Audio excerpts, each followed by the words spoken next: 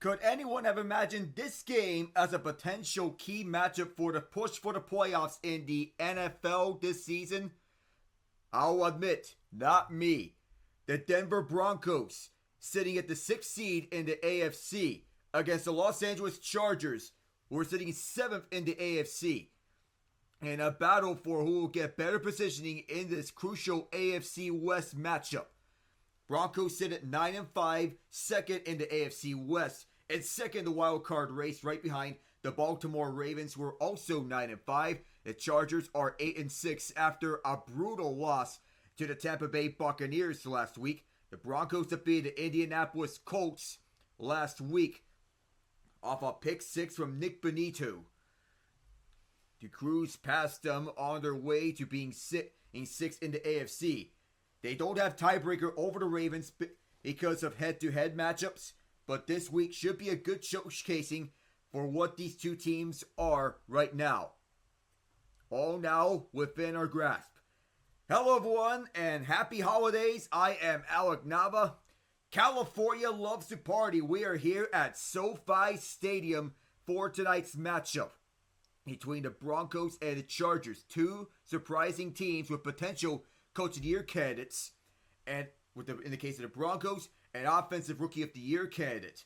These teams coached by Sean Payton and Jim Harbaugh, with Harbaugh having been to the NFL playoffs before 3 times in his coaching career. The previous times with the San Francisco 49ers. Now he gets to do it with the Chargers as we look at our playoff scenarios for this game. As we take a look.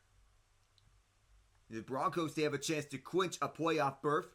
That is with a win or a tie in this game. If they don't win tonight, they can still make it in by way of all 3 of these teams losing. The Bengals, Colts, and Dolphins.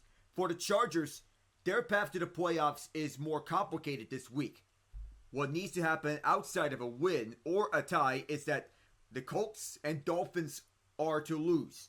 In the case if the Chargers tie, then that means the Bengals must also lose or tie for the Chargers to make the playoffs. So as we take a look towards both these teams, we'll have a look at our starting lineups for the first time in this game. For the Broncos, who are the visitors, in this all-Oregon quarterback showdown. One number 10 facing another number 10. The visiting number 10 is Bo Nix under center for the Broncos. Javonte Williams at running back. Wide receivers are Cortland Sutton and Luke Jordan Humphrey on the outside. Devon Bailey at the slot. Tight end is Adam Troutman. Offensive line from left to right. Garrett Bowles, Ben Powers, Luke Wattenberg, Quinn Miners, and Mike McGlinchey. Bowles got a big payday the other day. He's basically being made a Bronco for life, going up until 37 years old when the contract expires. Defensive starting 11 for Denver goes like this. At the forefront of this interior lineup are Zach Allen, DJ Jones, and John Franklin Myers.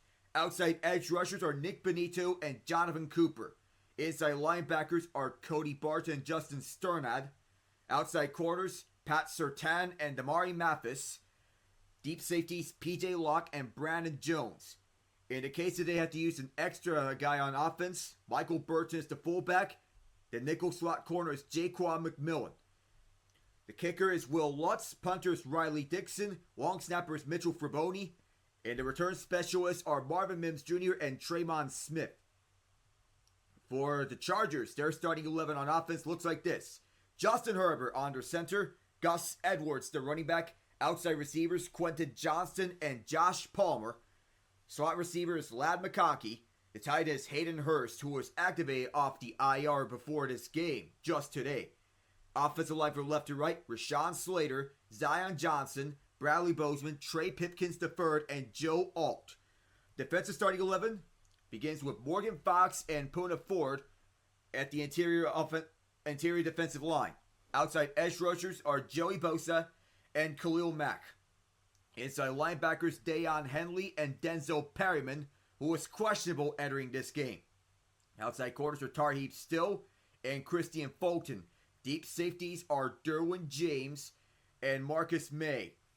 Though Tony Jefferson could also be relied in that spot. Kicker is Cameron Dicker. Punter is J.K. Scott. Long snapper is Josh Harris. and the return specialists are Darius Davis and Hassan Haskins. Elevated from the practice squad was Kendall Williamson for the Chargers, with both Cam Hart and Elijah Molden inactive for this game due to injury. Will Disley out for this game. He is injured as well. Inactive for this elevated for the practice squad for the Broncos are Matt Henningsen and Blake Watson. Henningsen, however, is an inactive. Emergency third quarterback is Zach Wilson for Denver. Easton Stick for LA. So looking into both teams on what we are to see from these and previewing them. The Broncos can clinch with a win. One win away from their first playoff appearance since Peyton Manning's final ride onto the sunset. One victory from clinching into the AFC playoffs. All they have to do is a win. And the positive news is that they come into the game with a 4-game winning streak. Even better, Pat Surtain II, Riley Moss, John Franklin Myers, DJ Jones, and Jaleel McLaughlin were at Denver's walkthrough this past Tuesday, which is encouraging at the very least, even though Moss is out for this game. The Chargers got curbs out by the Bucs, dealing with typical injuries, including starting QB Justin Herbert. For what it's worth, the Broncos are +3 at the line as an underdog. So, the keys for the Broncos: to own the line of scrimmage. The Broncos need to have some semblance of a running game on Thursday tonight. They were up front dominated by the Indianapolis Colts and simply need to be better against LA. Denver's offensive line also needs to keep Bo Nix clean. The Broncos defense not only needs to stop the Chargers' running game, but hit an injured Herbert and not allow him to make any plays with his legs, even if he is hobbled. Win the line of scrimmage on Thursday, Denver wins. Second is to have a fast start. The slow starts and having to dig out of holes really are not sustainable for Broncos country. They have already tried starting slow against the Chargers once this season. Of course, it ended with a loss, even though they look good late in the game. Score more first quarter points than your opponent to make life easier. Third is to keep the ball safe. The Broncos offense, specifically Bo Nix in large part, have been responsible for 5 turnovers in their last 2 games. The fact that the defense has forced 8 turnovers in that period is one of the biggest reasons they are 9-5 and on the cusp of a playoff berth instead of 7-7 and getting desperate as the season's hopes fade. Well, that's not a criticism towards Nix. He's still a rookie and he's far from the only rookie QB to ever going on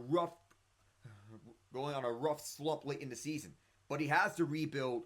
He has to build on the fourth quarter momentum against the Colts and stop the bleeding, because what worked against the Browns and Colts is not going to cut it against the Chargers. And fourth is to stop the running game from the Chargers and to jumpstart the running game on the Broncos.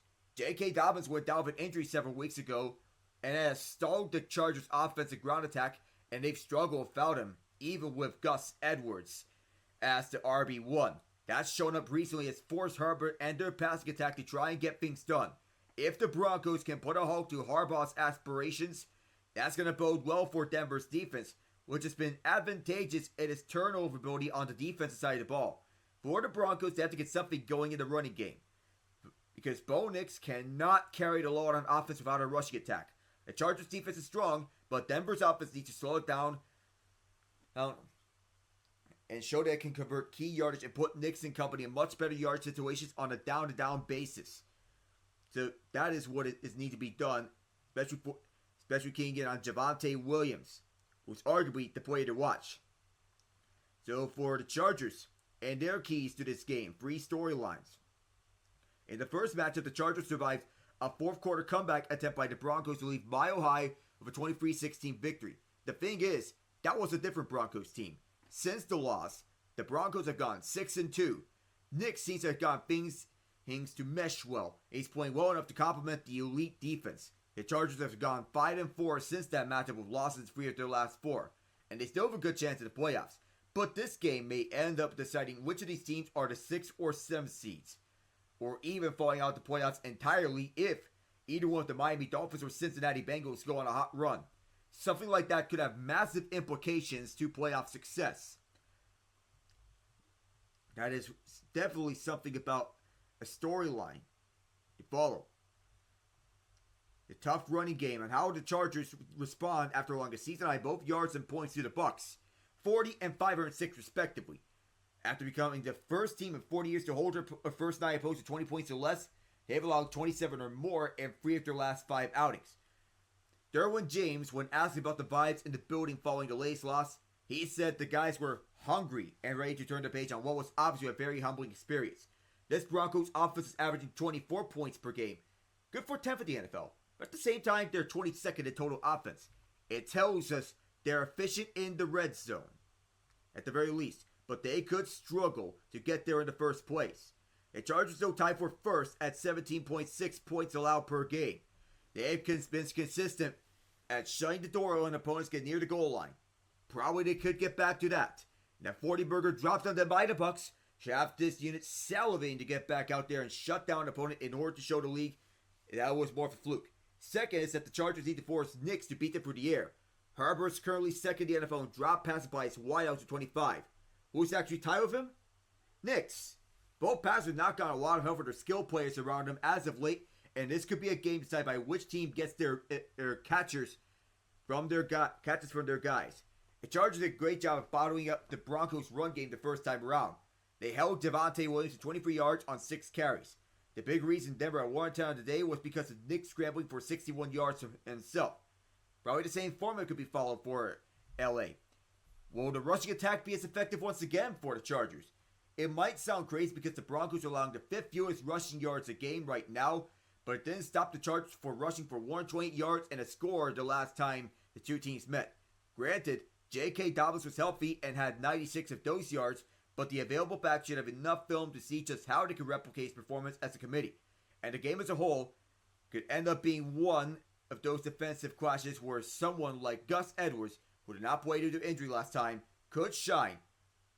Zion Johnson has been hurt, which could get Jamari Sawyer some reps in place of Johnson. And Sawyer has mainly been on quarterback sneak attempts because he's better at gaining those tough yards compared to Trey Pipkins, the guy he replaces on those plays. Probably Rashawn Slater and Sawyer could end up opening some lanes on that left side that haven't normally been there if he continues on with this. So we do have some storylines around the NFL beforehand. Some injury scares have been averted from 3 guys: Patrick Mahomes, TJ Watt, and David Montgomery. So Mahomes is cleared to start against the Houston Texans in a miracle, given that he was initially ruled out week to week with a high ankle sprain. It looked likely that Carson Wentz was going to get the start, but now it is Mahomes' chance to shine. There is no injury status, despite sustaining a high ankle injury. So, Andy Reid said, quote, "He did look good out there. He moved around pretty good. So you're always looking to make sure they can get out the way, not to further any harm to them. So that's what I look at. I've been through it with him before, and he amazes me every time he does it. The guy, he's been so mentally tough and just puts it into a mindset he has going into it from where he was a few days ago." And the Chiefs, they also ruled out DJ Humphries for the game. Humphries did not practice all week because of a hamstring injury that knocked him out of a Week 14 game against the Chargers. And he also did not play in last week's win over the Cleveland Browns. So TJ Watt will play on Saturday against the Baltimore Ravens. He injured his ankle late against the Philadelphia Eagles, was removed from the injury report, and will play against Baltimore. He has no game designation, signaling that he is good to go. Watt said he felt pretty good earlier today this week, but it was non-committal on his status. They'll have him, but they'll be without George Pickens for the first straight game because of a hamstring injury, and without Justin Fields, who injured his abdomen against the Eagles. Dante Jackson and Larry Ogunjobi are both listed as questionable with back and groin injuries, but Deshaun Elliott is considered doubtful of a hamstring injury. Watt exited with 5 minutes ago after rolling his ankle. Didn't participate in Tuesday's walkthrough, but he was upgraded to a limited participant. So, as Amazon is showing what's at stake, the Broncos win or tie to clinch their first playoff berth since 2015. They have an 86% chance to make it in with a loss. If the Chargers win, their playoff odds jump up to 97%. If they lose, they go down to 74%. Broncos won the coin toss. They will defer, so we'll get to see Justin Herbert and company first. We're on the way here from SoFi Stadium. Let's get rocking and rolling as this goes into the end zone. It'll get to see one Oregon Duck under center, while the other Oregon Duck watches onwards. And there's another Oregon Duck that is on the receiving corps of the Broncos, Troy Franklin, who was teammates with Bo Nix in their senior seasons. Justin Herbert has just 2 interceptions. Had one in week 2 and the other one last week. That was just his second pick. That was against the Bucs. Scott Matlock is the fullback, as motioning left is Stone Smart. First handoff is to Gus Edwards, the Gus Bus. Shakes free for 1 tackle, gets an extra push, and gets 4 yards out of this. Run up for the middle. And as for David Montgomery, the Lions eye a possible playoff return for Montgomery. So Knuckles got a third medical opinion following an MCL injury during the loss to the Buffalo Bills. Source told Adam Schefter that Montgomery avoided season-ending surgery, and there's optimism for a potential return to the playoffs. It's about rehabbing and going from there, said the source. 4 yards on that first run as Edwards motions right. Herbert will swing it out to Edwards. Edwards starts up and activates. Going to the right. 2 yards there for the Gus Bus. Both plays, both touches, as he was forced out by 22, Brandon Jones, who is the leading tackler on the Broncos. Greg Roman, the offensive coordinator for the Chargers, first year with them after spending several seasons with the Baltimore Ravens, especially in the first year of Lamar Jackson winning MVP. 3rd and 3. Tops play. Edwards for the left. He is getting hounded all around. Their flags out. The Broncos are celebrating. They believe they have to stop. And I think this play may hold up considering the flag is behind the line of scrimmage. So I believe it's going to be against the Chargers. And it is. Good job by Jim Harbaugh to decline the penalty. Rashawn Slater on the receiving end of that penalty. That was out the punting unit for the first time. So the Broncos defense makes the first stop of this game. And a good job by them on holding firm on the outside left by Cody Barton, the ex-Seahawk. 4th and 6. It was a loss of 3 on the Gus Bus. J.K. Scott will send it off. Back deep is Marvin Mims Jr. to receive. And it will be a fair catch shy at the 30-yard line at the 29. So quack, quack, quack. From one Oregon QB to another Oregon QB, Bo Nix, who used to play college ball not only at Oregon but at Auburn. 20 touchdowns to 11 picks in his rookie season as he's trying to give Jaden Daniels a run for his money in the Offensive Rookie of the Year awards. Drake May is also not out of it.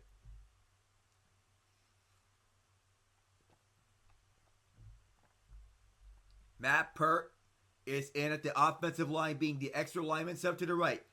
The belief is that this is a running play. Javonte Williams, the 4th-year man from UNC, gets the first carry, trying to power on his way to the right.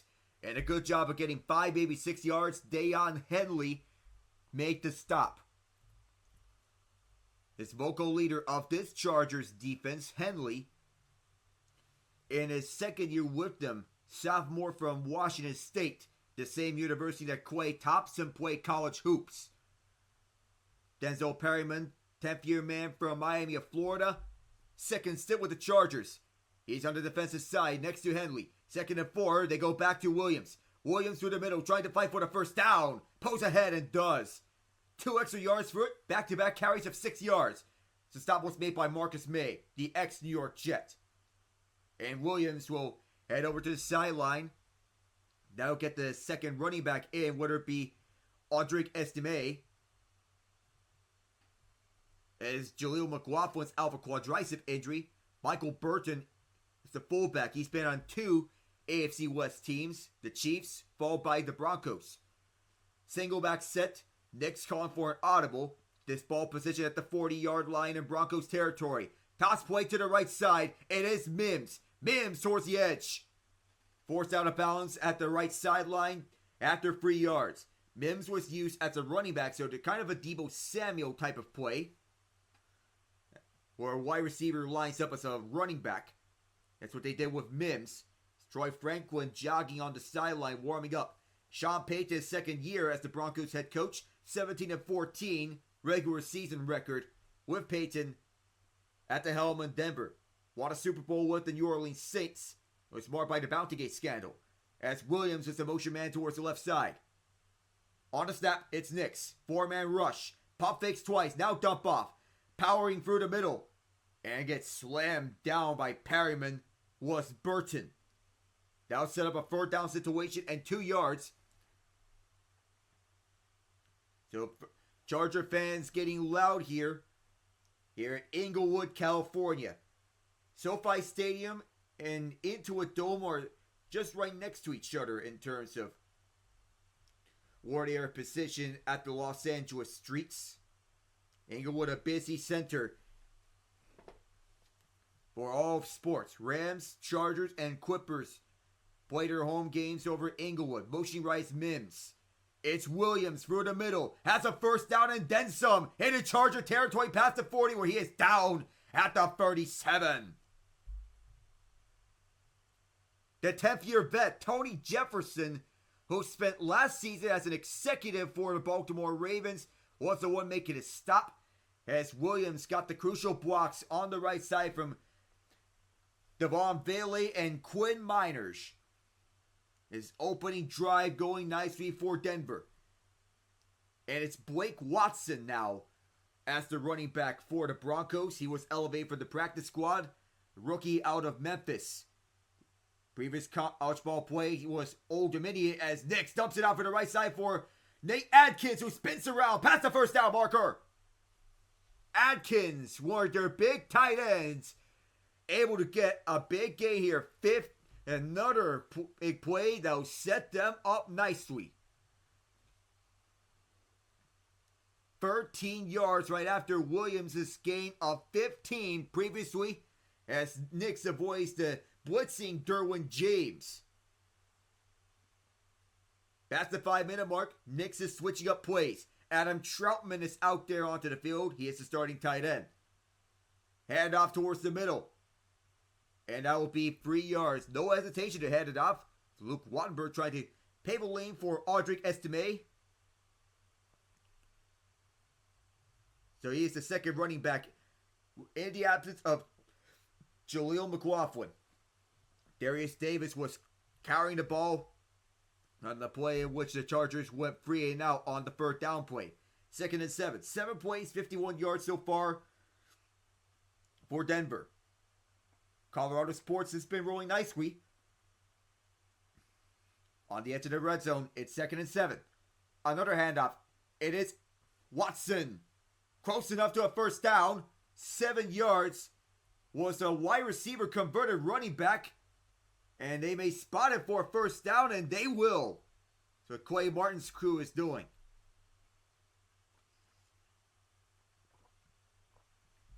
So this young back finding the holes over the middle. And the lane set by Ben Powers and Garrett Bowles. And Mike McGlinchey through the middle. Cutting it back and getting those crucial yards for Denver as Jim Harbaugh wanting to get a counter. Troy Franklin motioning left. He was teammates with Nix last season. They unfortunately lost the Pac-12 championship game. A flag flies in for a false start.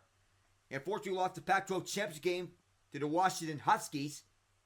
Were quarterbacked by Michael Penix Jr. Ben Powers called for a false start. So the last game played in Pac-12 play, in which Oregon was a part of before moving to the Big Ten. Oregon won the Big Ten this year, quarterbacked by Dylan Gabriel. And power for the way at the running back side by Jordan James. 1st and 15 now for Nix. Shotgun set with Troutman motioning left. Next to the left tackle, Garrett Bowles. McGlinchey may have went early. Nix will dump it off towards the right side for Watson. Watson steamrolling. Watson forced out. 2 yards shy. Flag comes in. It might be helmet-to-helmet contact for the wide-out turn running back. Tony Jefferson may have let off his helmet. We'll have to see with the call from Clay Martin. I believe this will be a personal foul. He is discussing with his field judge and the back judge.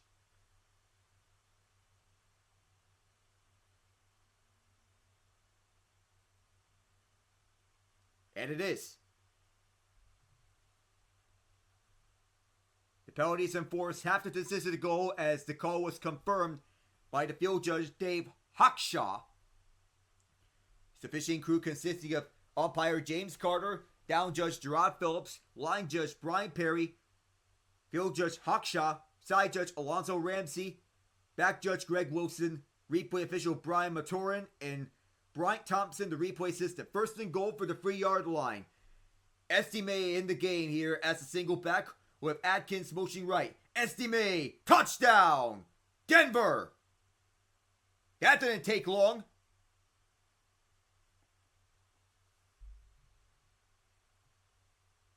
That drive took off 6 minutes of game clock.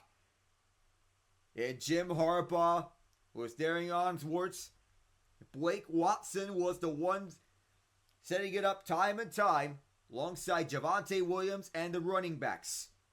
This running back crew, the trio consisting of Williams, Watson, and Estime, led the way as the extra point from Lutz through, and it's 7-0. Estime from 3 yards out, and Watson with a crucial pickup on the play before that, plus drawing the personal foul as Jefferson lowered his head to initiate contact on Watson. Chargers ball when we come back.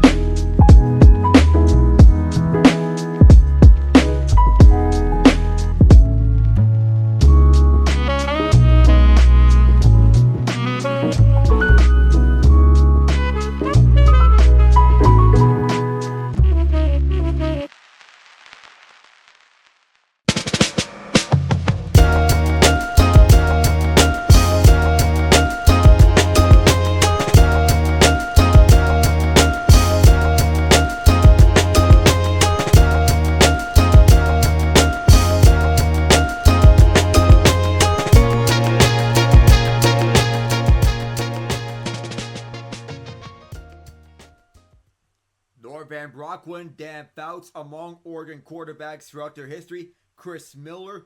You got Marcus Mariota, who was drafted second overall in 2015. Justin Herbert succeeding Mariota. Then Nix, who came 3 years after Herbert. You had a transfer portal, and Oregon building their team both by recruiting and transfer portal. Fouts' number is retired in Chargers. Here's history. No player is going to wear the number 14. Will Lutz set to kick it off to the Chargers. Broncos can clinch the playoffs with the win. It's on its way. It's sailing towards the far side. Bounces at the back of the end zone. And Justin Herbert and company will get another chance. Roderick Estime got the touchdown on a drive set up by both Javonte Williams and Blake Watson. If Watson getting 13 yards plus the penalty, Tony Jefferson getting an unnecessary roughness call. Watson 7 yards. You got Nate Adkins, Javonte Williams 13 and 15 yards. So you shoot them. Play fakes can help a young quarterback develop their game. Matlock motions towards the right side. Here's a play fake, speaking of such. Dump off towards Matlock, the fullback. Scott Matlock, the big man, rumbling for the first down. Whew. That's what you like to see from big guys. On towards the right side. 7:16 to go here in the first quarter. It's Herbert able to find the open guy. That is Matlock, and able to cut around Cody Bartow with Zach Allen in pursuit. That's a beautiful read from Herbert. So he'll continue onwards here. On the next play, he's a fullback playing at the tight end spot. Can also play defensive tackle. Motion right is Darius Davis. Going with 5 receivers because of the injury to Jalen Reagor. Edwards gets 7. On the run towards the right side, brought down by Jones.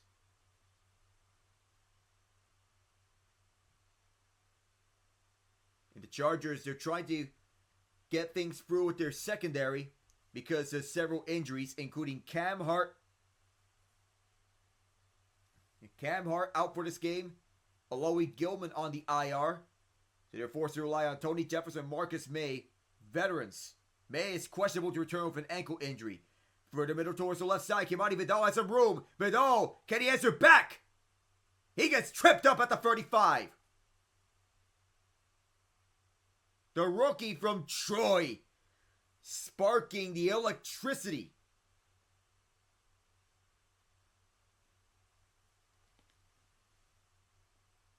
Justin Herbert goes back to leading the way for the running back with big blocks set up by Trey Pipkins towards the outside.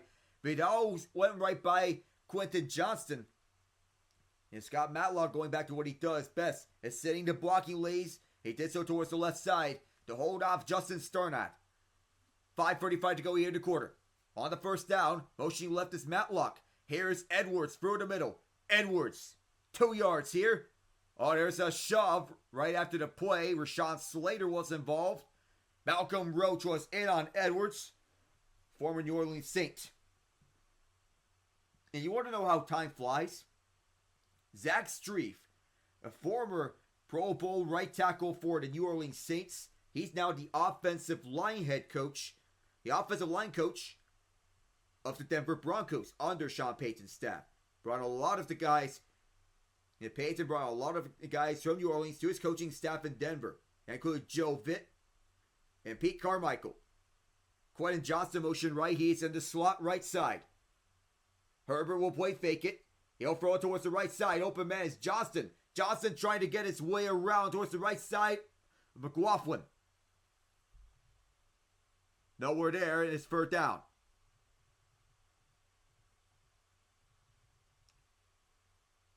It's McMillan, rather.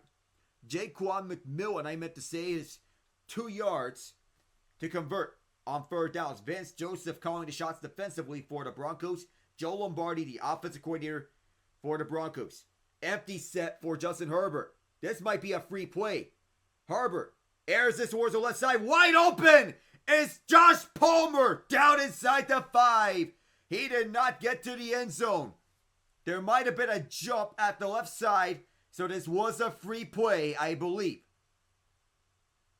It is. Nick Benito was caught offside, so the yardage will not be gone towards there. And Palmer,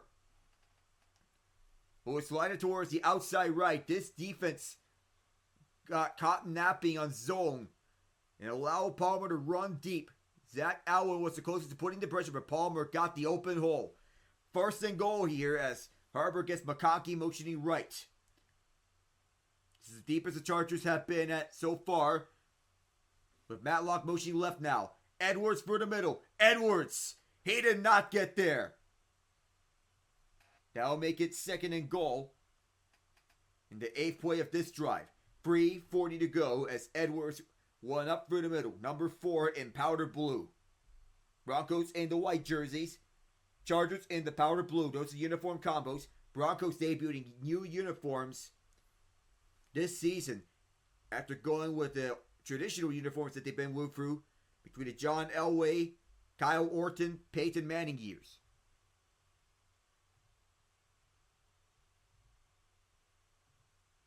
So I believe my stream is getting some troubles as far as speeding up.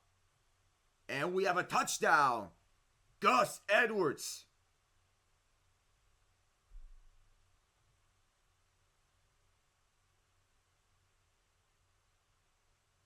what is going on with the stream? It's Edwards. He got the track through the middle and then made his way through. I think Amazon Prime is glitching out because it's a run for the right side. It's Edwards pounced his way in. And the second effort was through. Sam Mustafa as the extra lineman. I assure you, that is the stream, not my feed. As Cameron Dicker is getting set for the extra point. It is up. And good. It is a tie ball game here at SoFi Stadium. We'll be right back in just a moment. I am Alec Navas. Stay tuned.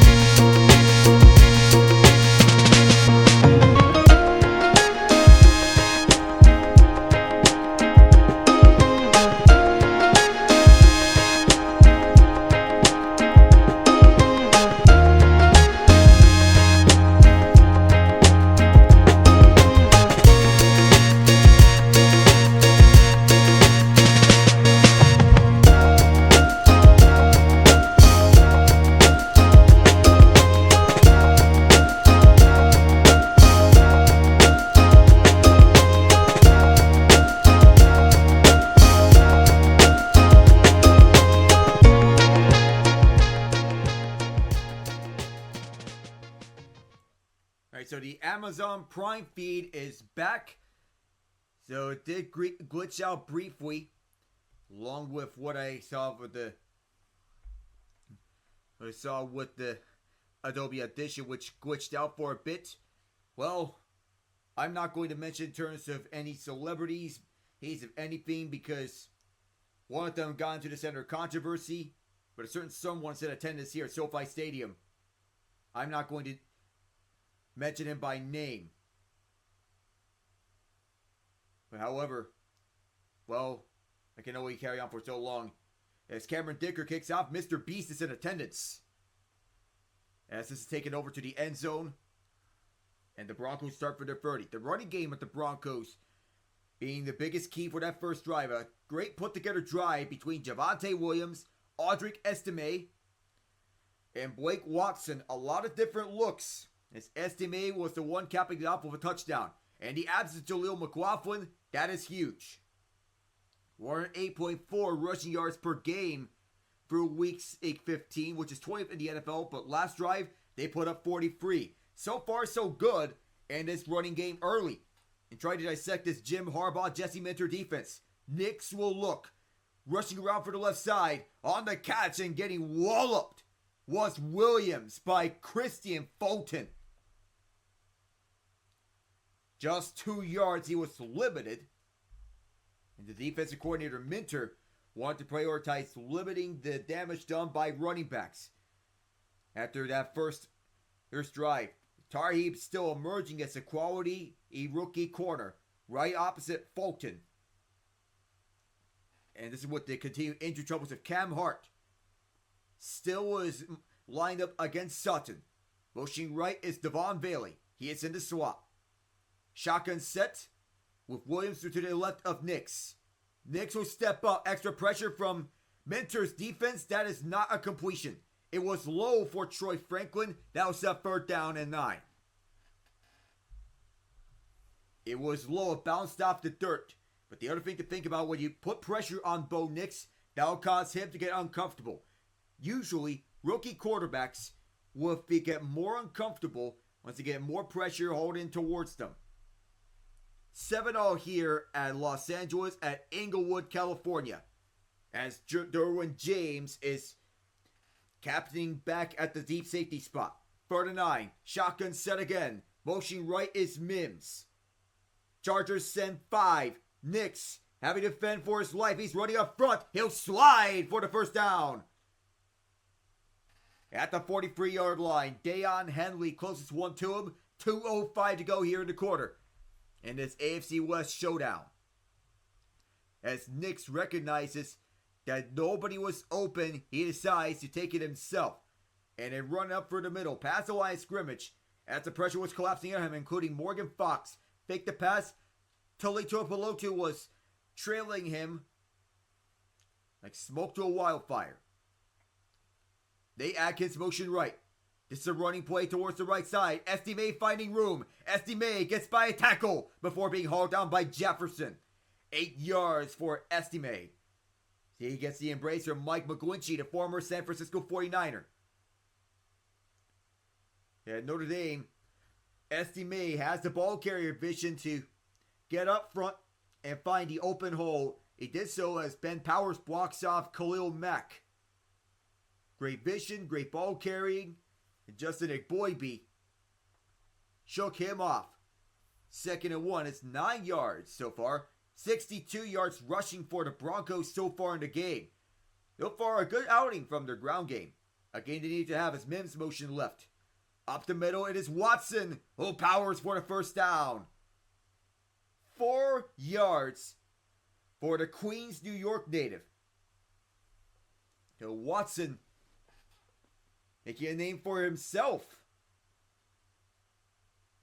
5 guys have got a handoff from Bo Nix already.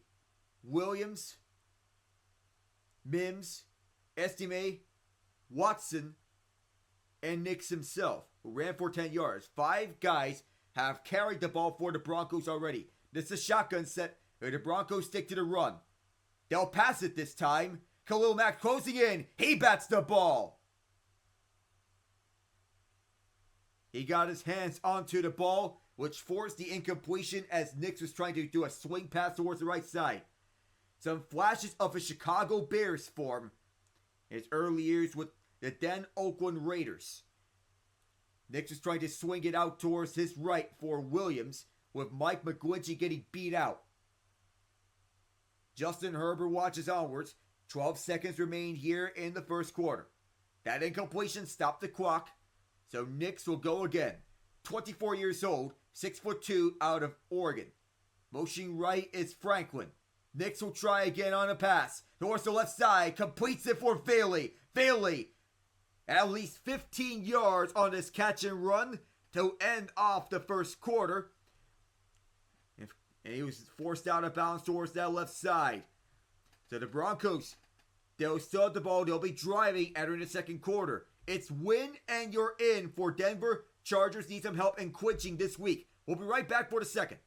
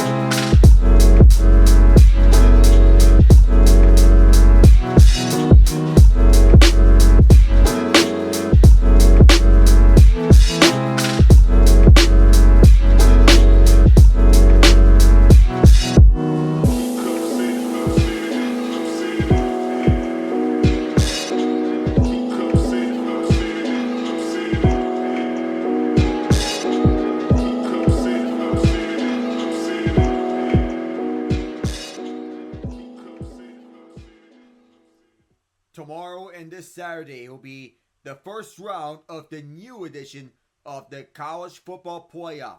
This Saturday I'll be covering Penn State and SMU. The Mustangs, the 11th seed in the College Football Playoff. The Nittany Lions, the 6th seed. The game taking place at Beaver Stadium in University Park, Pennsylvania, just north of State College.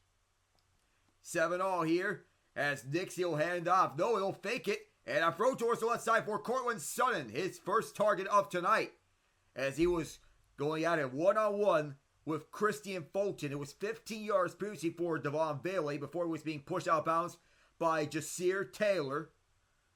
This is the first time that Sutton has been targeted tonight. And he responds to kind of a diving catch towards the left. It's a play fake for Estime. And the designated fullback, Nate Adkins, who was blocking in front. 4 yards on that catch. Williams motions towards the left of Nix. Two receivers to the right. Nix rolls out to his right side. He'll fire it downfield for an open Cortland Sutton. Back-to-back catches. This one for first down at the 10-yard line. At the edge of and goal territory, but they're in the red zone.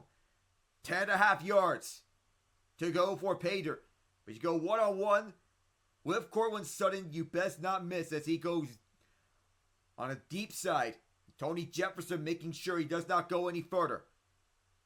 He was in covering space, and this went right over the head of 25 Junior Colson, who was with Jim Harbaugh in Michigan. Single back to Estime. Can he do it again here? Estime with a little power. Still wrapped up, and he finally gets brought down. Derwin James would not let him get to the end zone. But he is close, just 3 yards away. And James, native of Haines City, Florida, who went to Florida State, played college ball and tough running for Estime, who's battled with Jasir Taylor. 228 rushing yards allowed in the last 3 quarters for the Chargers defense. 212 passing yards. That's 440 total yards and 34 points they've allowed. So this defense, which was previously top ranked in the NFL, might be falling apart as Mims motions left.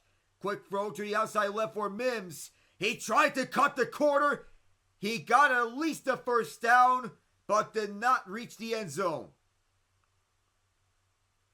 It'll be first and goal nonetheless for the Broncos as they are marching on to the Chargers.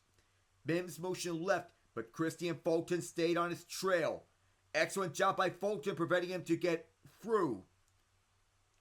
And from the very beginning, did not get through. 11 plays, 69 yards. A drive to spanning at least 540. Fulton still out there. I formation. Burton's the fullback. Williams is the running back. On a play fake, this is Nix. Rolling out right side. Toss to Burton for the touchdown. Michael Burton, the fullback, who says that the fullback position is dying today.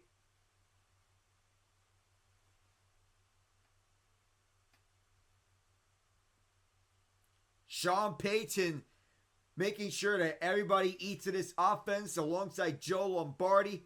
It's a play fake for Williams up for the middle. It's a design rollout play as Burton, he got across from Tuli Tuipulotu, making sure he gets across open.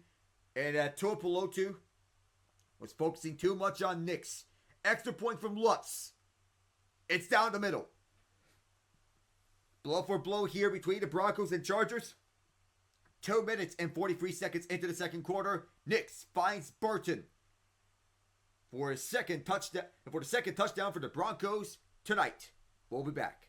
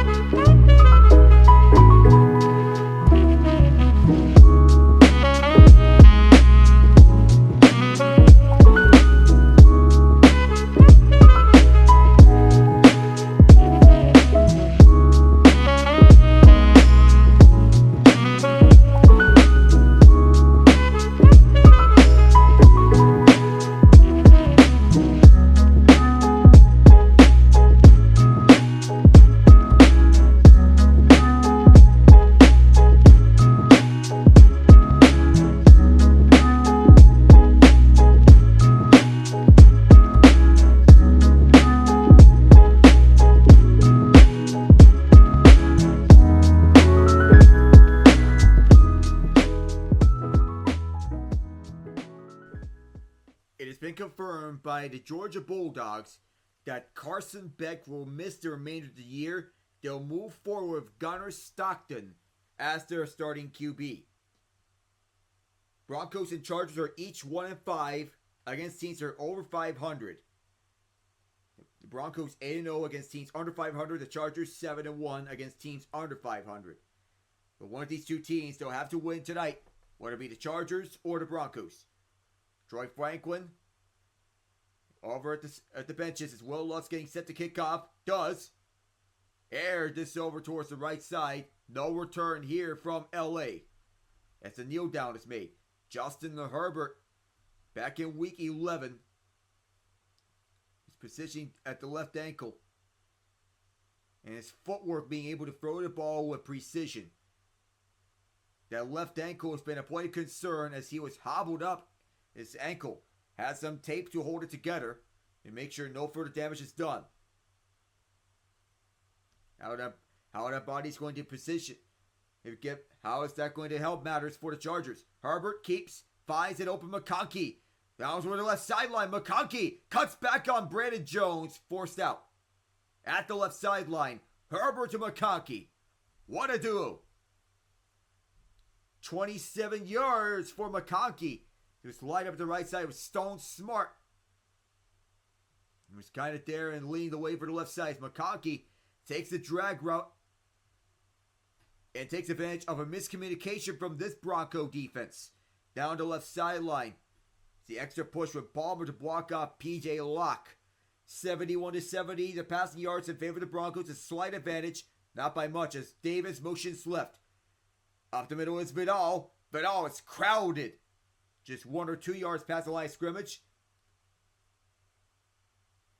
And that looked to be Idioma Uwazurike who got the tackle in on Vidal. Rookie out of Troy. Uwazurike was the selection that the Broncos used in the Russell Wilson trade. The only draft pick that the Broncos got returned in trading away Drew Lock, Noah Fant, and Shelby Harris. Along with several picks, one of which became Devon Witherspoon. Herbert, once it's picked up, he'll slide. 3 yards on that carry for Herbert through the middle. Nick Benito was in on him. Over 4 minutes gone here in this second quarter. Herbert wanting to get his guys to hurry up. 3rd and 5. On this next play, it's motioning right. It's Vidal who stays out there. Broncos send 4. Herbert towards the left side. Open man Smart. Smart to the 25. Oh, he is hit. That was before he went out of bounds, so no flag will come out. But one of the cameramen went colliding with Smart. 6 passes to 6 different receivers. Mesh concept. Now through the under route is Smart. As he was hit on the side, I believe, by Justin Sternad. As Smart, he was going towards the left side, forced out by Locke and Sternad. As Tucker Fisk motions left. On the snap. Carry for Edwards. Edwards trying to find room. Gets 4 yards. An extra push from behind by 52, Jonah Ellis, a rookie from Utah. Barton's a native of Salt Lake City, Utah. Ellis, a native of Rochester Hills, Michigan. Jonathan Cooper, 4th-year man from Ohio State. Nick Benito, 3rd-year man from Oklahoma. To be a second down here for the Chargers, 7 yards to go. It is a 3-yard carry for Edwards. Herbert will keep it on the fake. Swing pass towards the left side for Smart. Smart trying to get the edge on Barton. Forced out, I believe, past the first down marker. It's going to be close, though. You have to check the spot. 9:30 to go. If there's anyone who is as good at recognizing any open passing lanes, it is Herbert. One of the best in the business. So the right side, so he sells the right side, then goes towards the left side where the open guys are. Now is Smart right there, making himself available. He was 1 yard shy at the first down. It's 3rd and 1 here. Matt Locke will step up at the tight end spot. Now he motions left. Hand off for Edwards. Bunched up. Was a free. Excellent defensive stop by Vance Joseph's unit to make sure that Edwards would not break loose. It's a loss of 2 that'll send Cameron Dicker out there to kick a field goal. An excellent job by Zach Allen to pummel Jamari Sawyer and shoestring Edwards, who was ready to jump up and get a first down. Not so fast, this Allen. This field goal from 37 yards from the left hash for Dicker. Snap, spot, kick. It's all perfect. It's a 4-point game here at Los Angeles. 14-10, still the lead for the Broncos. 8:50 to go here in the second quarter. Alec Nava here with you. Back in a bit.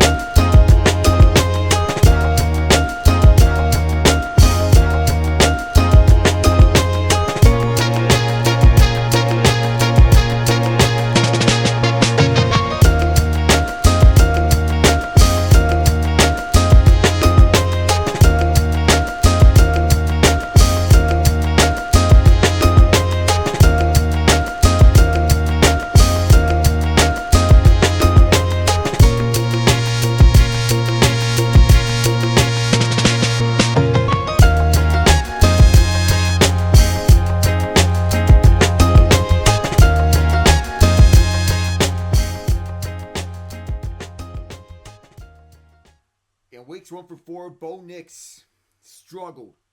But ever since, 19 touchdowns to 7 interceptions, a 7-3 record, 27.4 points per game for Nix and company. They'll be stepping back out there on this next sequence as they're getting ready to prepare themselves. Receiving the kick from Cameron Dicker, airing this towards this left side. And it takes a bounce at the back of the end zone, not returnable, to the Broncos getting set with Nix leading the way. He's fired up right after that last defensive stop.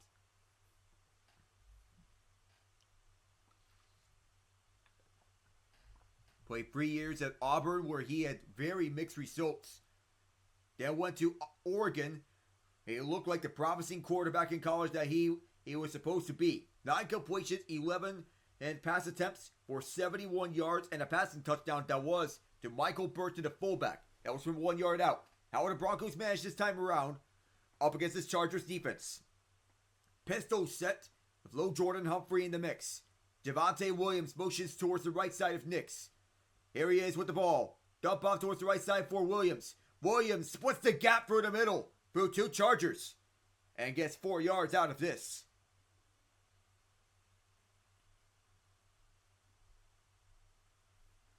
So when Cortland Sutton met with Bo Nix, he thought that Nix was more mature than most rookie quarterbacks in this NFL.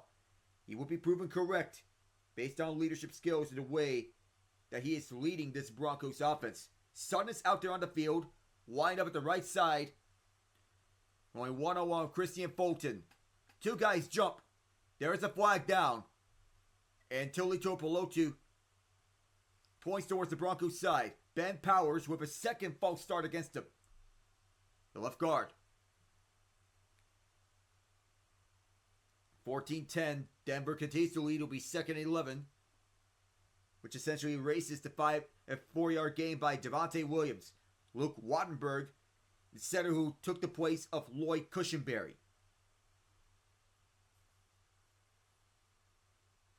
Looking back and forth as this lineup at the shotgun set for Nix. 4-man rush towards the middle. Pass is tipped up and falls incomplete. It was tipped up at the line, but safely falls incomplete.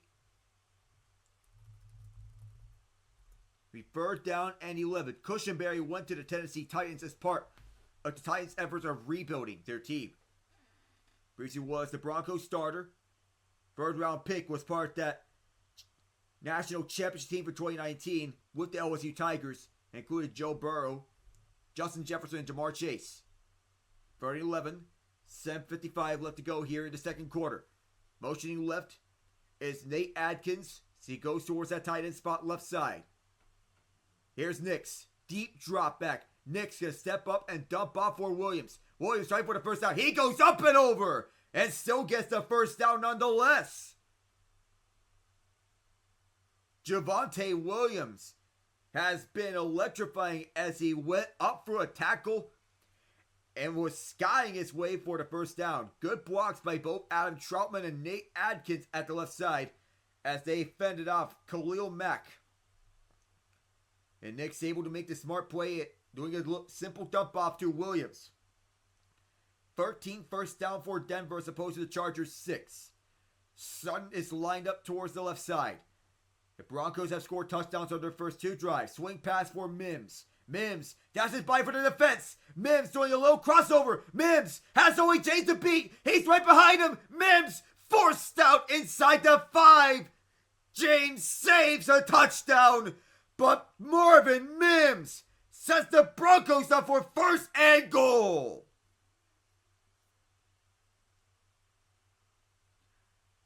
James's angle was not a good one, but he gets right back into the field of play and relentlessly pursuing Mims, grabbed him by the sweatpants and pulled him out of bounds at the nick of time.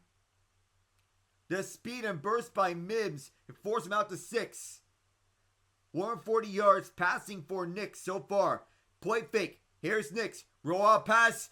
Almost intercepted. But Javonte Williams had it bounced off his hands. The Chargers could not get to the ball. Be 2nd and goal. Another drop for the Broncos. That was going to be a touchdown, but just got to put the effort right to it. As Williams just let it slip. Nobody was close to intercepting that ball. So I apologize for that. 2nd and goal is just a shotgun set for your receivers to the right. Next will keep and will air for the end zone touchdown. Devon Bailey. Whistles blow at the end of it as Bailey, the other rookie on this whiteout court for the Broncos, gets another touchdown.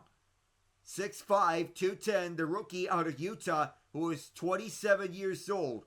In his first season with the Broncos, Nix is trying to figure out what is going on as for what the penalty is about. What the indication is going to be.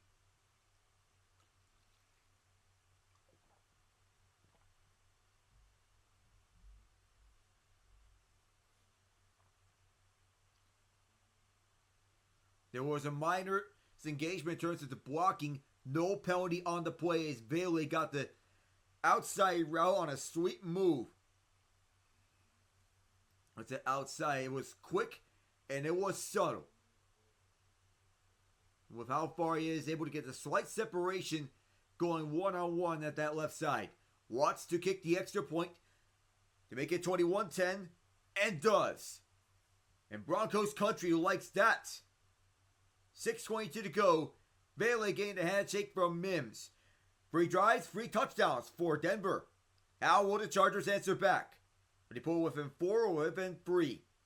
Find out when we return.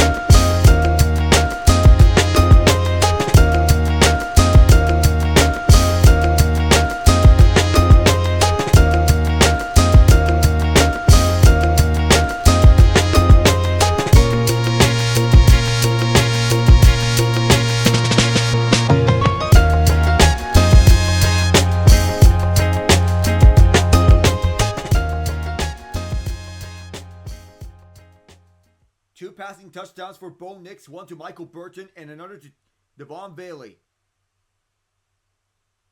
So the defensive lineman, it appeared that there was going to be a penalty at first.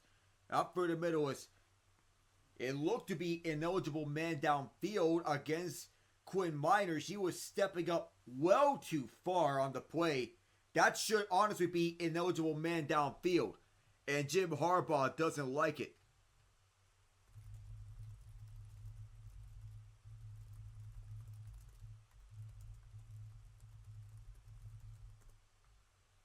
So as the Chargers still restart back up, that looked to be ineligible man downfield, and Quinn Miners got away with one.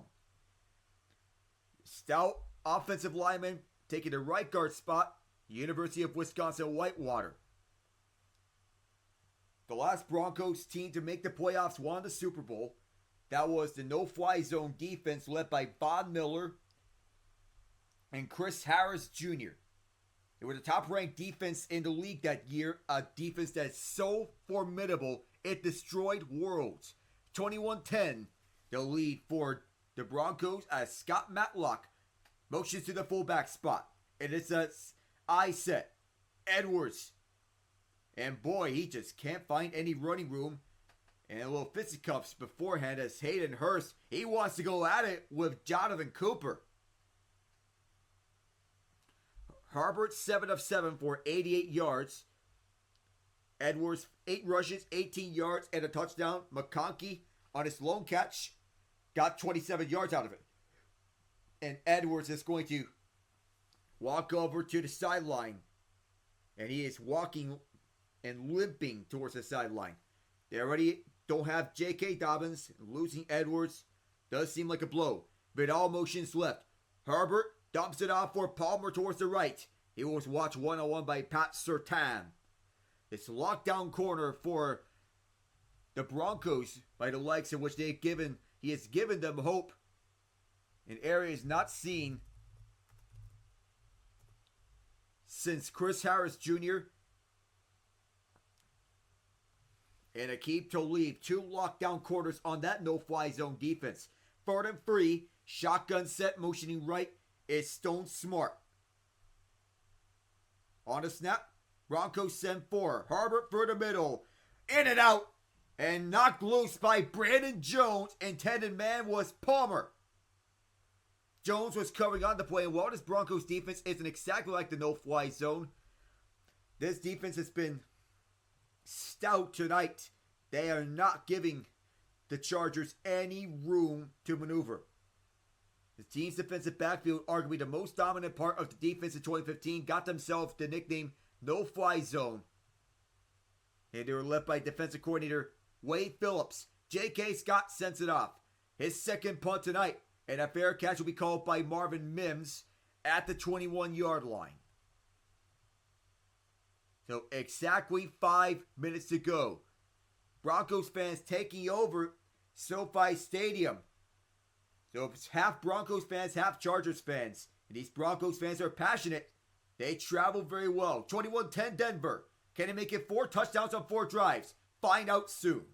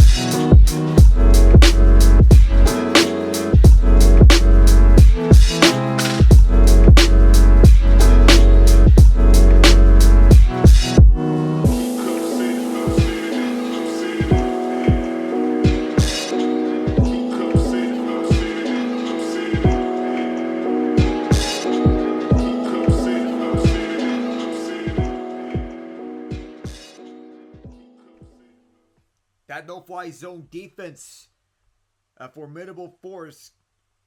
This is Von Miller, DeMarcus Ware, 2 Pro Bowlers. The other 2 Pro Bowlers being Aqib Talib and Chris Harris Jr. Defense also featuring Darian Stewart and T.J. Ward. Broncos starting from their own 22 this time. Defensive linemen, including Derek Wolfe, Malik Jackson, Sylvester Williams, and Bradley Roby, the nickel corner. Was part of that corner group. Nix rolling out towards his right side, chased by Joey Bosa, running for the first down. For the right sideline, he's forced out by Junior Colson. So the running ability of Nix has been something of note. In a gain of 10 and then some by Nix as he was running down for the right sideline. Inside linebackers included Brandon Marshall, Danny Trevathan. Shaq Barrett was also part of that Super Bowl winning team. Retired this offseason. The offensive line of that Broncos team struggled with injuries. Peyton Manning had his worst statistical season of his career since his rookie year. Nix, shotgun set with the Chargers rushing 4. Nix hurried up and brought down. The Chargers didn't put pressure on Baker Mayfield last week, but this week they put pressure on Bo Nix. And it's Joey Bosa who gets to him. With 4 minutes to go from the outside right side, going one-on-one, getting around Mike McGlinchey and crowding him. Good job of reaching inwards. Now the pressure as they sent out 5 on him. Tier Tart was also in on Nix. It got blocked off. 8 yards on the sack by Bosa. It was a bang-bang play. 2nd and 18 as Williams switches sides on the shotgun. Nix will call timeout with 3:36 as the play clock was about to run out. That Broncos offense being ran by offensive coordinator Rick Dennison, featuring C.J. Anderson as their lead running back. Wide receivers at the time were the late Demarius Thomas, Emmanuel Sanders, and tight ends Owen Daniels and Vernon Davis.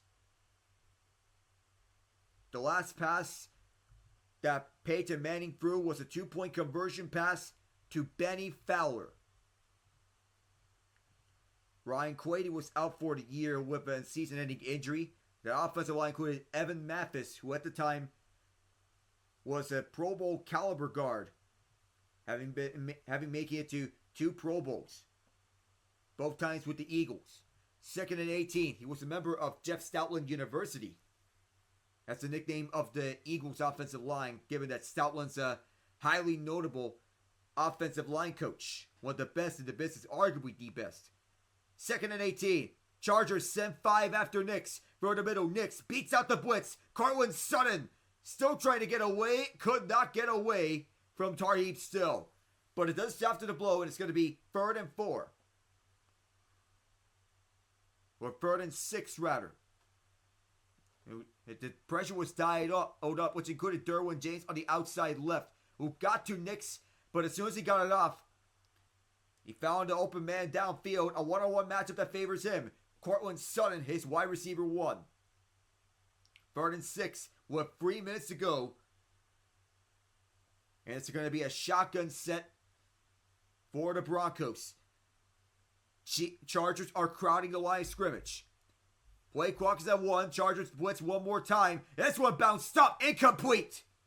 Closest one there was Deion Henley for a potential interception as Dean Leonard was in on the coverage on Devon Bailey, who caught the last touchdown from Nix. With 2:45 to go, and could this be the momentum boost the Chargers need to end off the quarter? Bailey was going one-on-one with Leonard.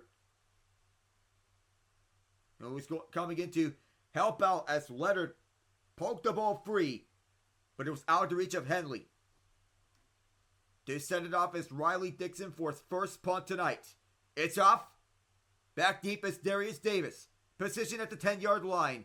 Evading a tackler. Davis towards the left side. Towards the 25 before being downed. 2:34 to go here in the second quarter as Justin Herbert's readying up. On his next drive, we're staying with you.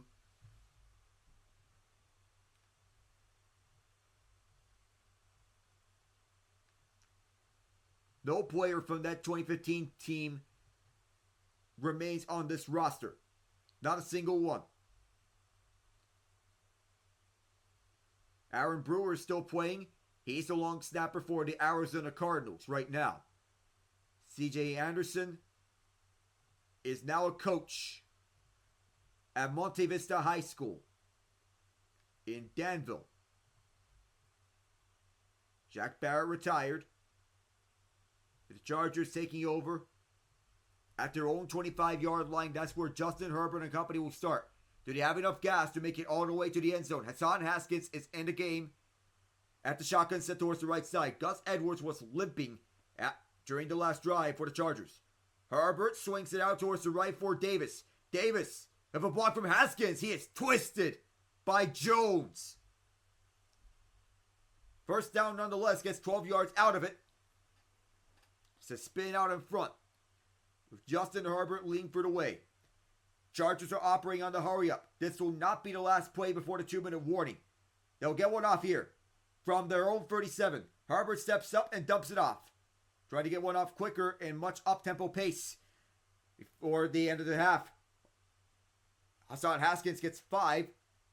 Now leads to the 2-minute warning. The Broncos up 21-10. Jim Harbaugh's defense really struggling these last few weeks. But Harbaugh's offense want to get a turnaround. We'll be right back in a bit.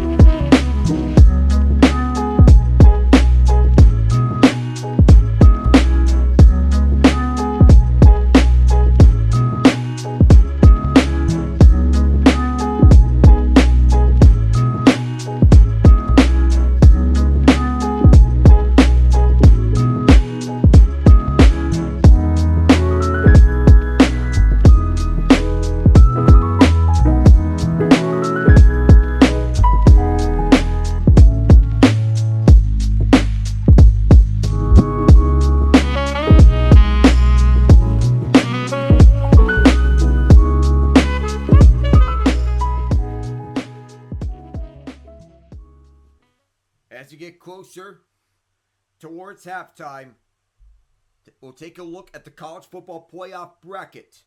How Bo Nix has been efficient so far. Justin Herbert has been solid to start off. Richard Sherman, Ryan Fitzpatrick, and Andrew Whitworth for having fun. Don't count out Tony Gonzalez though. Pistol set for the Chargers. Several movements from the Broncos as Herbert will air this one out over to the left side. Here's McConkey. McConkey wrapped up by Jones inbounds. So the clock will continue to roll. Clock is still rolling with 1:45. It was Brandon Jones who made the tackle. Herbert and company going on the hurry up. It was a very quick huddle. 15 seconds so far in between plays. This took 17 seconds. Harbaugh will air this one out over to the right side. Nobody's open. There was nobody there to who he threw it to. 2nd and 10. 90 seconds remain here. And among players, as part of that 2015 Broncos team, and spoiler up ahead, rest in peace to Demaryius Thomas and Ronnie Hillman. They deserve to live a longer life than what they ended up resulting at. They deserve to live a long life. Gone too soon. So around, Von Miller is still playing. He's with the Buffalo Bills. Herbert fakes the handoff, dumps it off over to the left side for his reliable guy, McConkey. McConkey denied the first down. He is 1 yard shy of it. 1:20 to go. Clock continues to run. It's 3rd down and 1. So they hold on to the timeout. They are actually going to give the Chargers the first down. They're actually going to hold on to the timeout. And now a timeout is signaled. They're at the Broncos 27. I think they're going to review this. It's an official timeout for review. For where the ball was spotted at. 1:07 to go here in the quarter. So 9 targets, 7 catches among wide receivers for the Chargers so far. 2 catches, 2 receptions by tight ends. 3 catches, 3 receptions by running backs. The yards being 1-6, 18, and 18 respectively. The call from Quay Martin in a bit as he is trying to get his officials and the chain gang for where this ball is spotted. So that's where the clock stopped.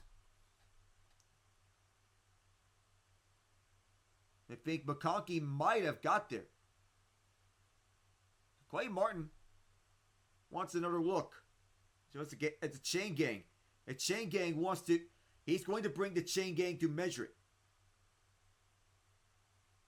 And the replay assistant up top wants to have another look at it.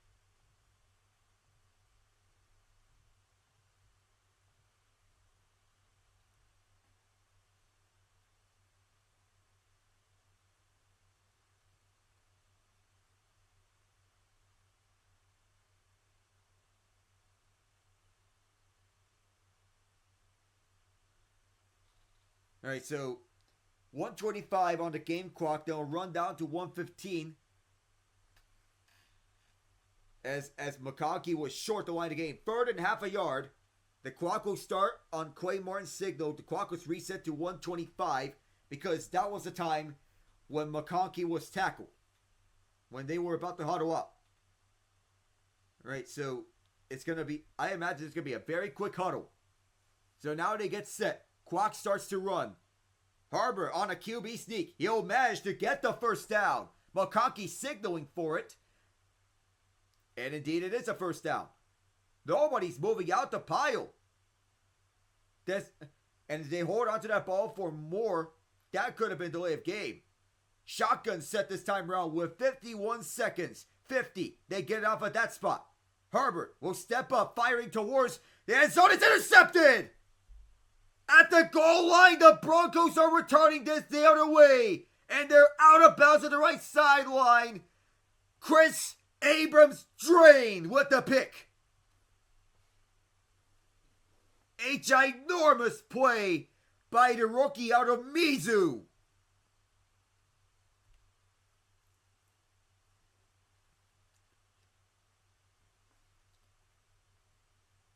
With Riley Moss down, they turn to the rookie Chris Abrams drain towards their right side. And he gets a jump onto the route intended towards the end zone. And it was a bad snap initially. And gets the grip onto the ball as he jumped the route one-on-one at the right side. And reads Herbert's eyes. Just the 3rd interception from Herbert on the entire season. And Bo Nix, who's over the sideline, is loving what his defense is doing. Coach is trying to console Herbert at the sideline. This Broncos defense is slicing up other teams. 40 seconds to go here on the quarter. Nix dumps it off right. Little shake and bake. It's a loss of 3. They started at the 18. They'll be backed up at the 15. They don't need to run another play here for the rest of the half. I would imagine that they would want to take this towards halftime.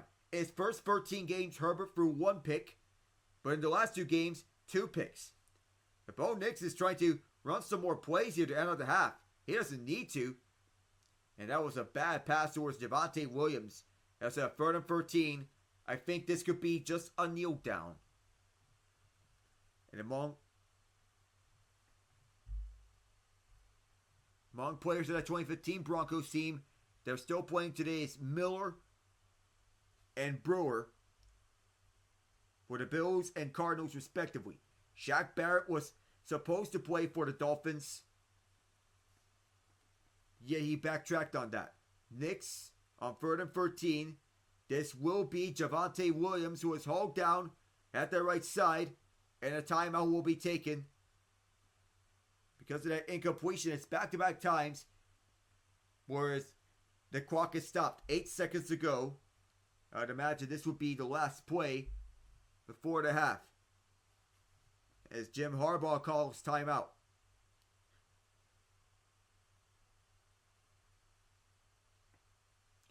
On the run back as well. But crazier things have happened before. See what they can do here on 4th and 12. Will this be a returnable ball on the punt return for the Chargers? Riley Dixon will get it off. Indeed, crazier things have happened.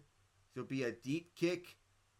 Oh, a mishandle! Flag is down as they crowd the ball!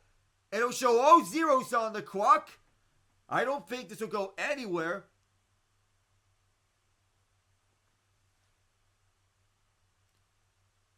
So to who has possession, I don't think this will matter. Triple zeros are on the clock. Everyone's staying here on the sidelines and on the field as to what to figure out of this penalty. Clay Martin's crew deliberating this one out.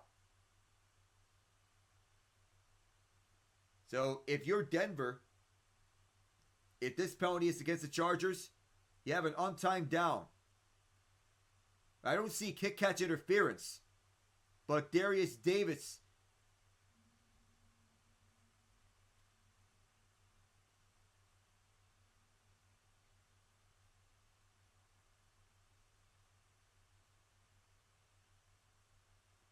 so it's kick-catch interference against the Broncos.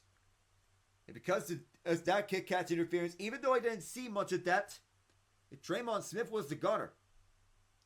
So that was a penalty which I thought it shouldn't have been. So it's kick-catch interference. It was a phantom call.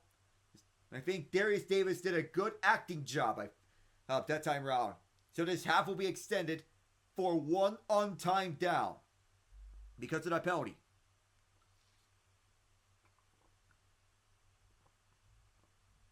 So Cameron Dicker is staying on the sideline. And Justin Herbert and company trying to figure things out here for this last play at the half. They'll take their second timeout or pick and choose.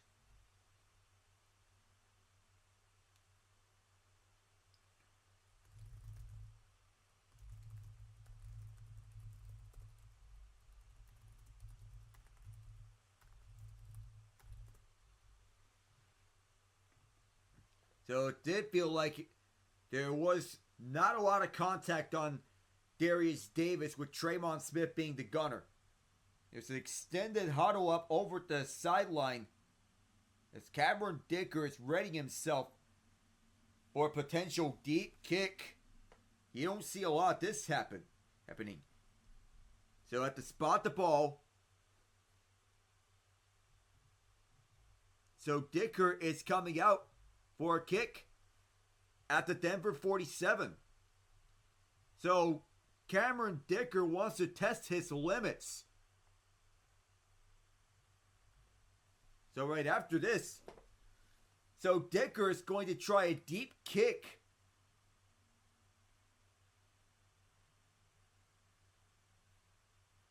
So he's trying to... The last time this is and such a kick that what Dicker's trying to do is done in 1976. Well, how about this? And the Broncos are going to take a timeout to counter. It's going to be a free kick. And this was going to be a free kick for Cameron Dicker, as he is practicing his leg for said free kick. Well, don't tell him the odds of making this kick. He's going to ignore such. But a free kick as he readies up. Does a little practice kick before getting back out there for the actual free kick. There will be a return man back deep in the event that Dicker's kick falls short. Well, it's at the Denver 47. Well, that's going to be a genius move if this pays off. This is going to be from 57 yards as he lines up from the left hash. It is a loophole in the rules, but such a loophole can be exploited. As Dicker will position himself and then get ready for the free kick. It is an untimed down, but Dicker has made deep kicks before. His longest of his career is 59 yards. This is from the Chargers logo, left hash, 57 yards. On its way, it is good! Are you kidding me? A successful free kick to end the half.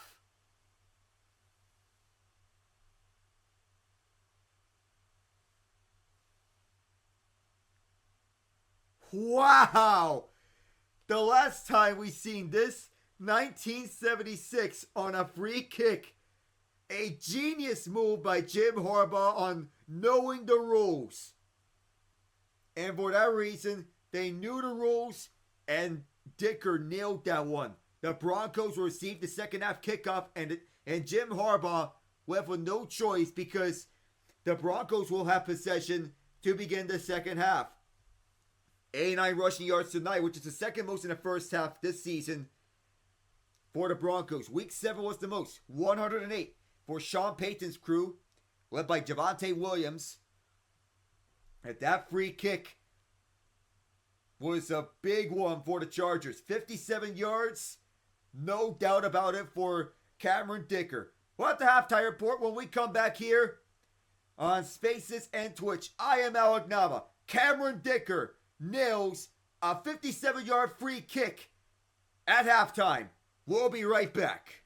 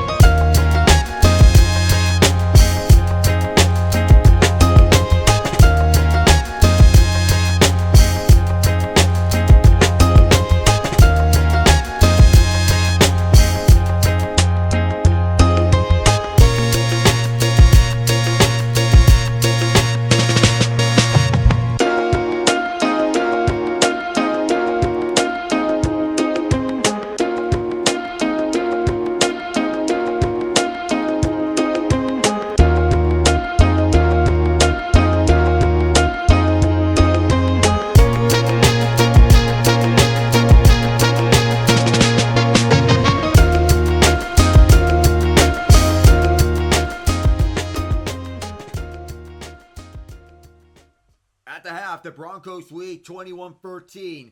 3 touchdowns in their first 3 drives for Bo Nix and company. 88 rushing yards to begin with. 30th then from Audric Estime.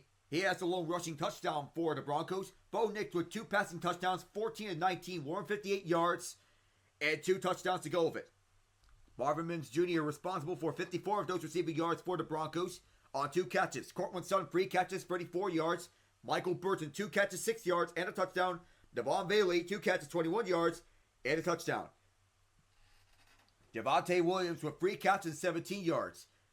How about Blake Watson with 22 all-purpose yards in the first half? A catch, 13 yards, 2 rushes, 9 yards. The rookie elevated for the practice squad went to the U of Memphis. 57-yard field goal on a free kick. Alec Nava here with you. Going on to the team stats. 16-9 in favor of the first downs for the Broncos. Total yards were 236 to 181 Broncos as well. Averaging 6.7 yards per play. Chargers were averaging 6.5 yards per play. Rushing yards 41 for LA. In the red zone, the Broncos have made all 3 of their red zone trips. The Chargers 1 or 2. Broncos have been penalized 3 times, 25 yards in total. Chargers once, 3 yards. That low one was the unnecessary roughness penalty. So we got the injury updates around the NFL. David Montgomery, who avoided season-ending surgery. Now we do have noticed on the updates around NASCAR, around the charter updates.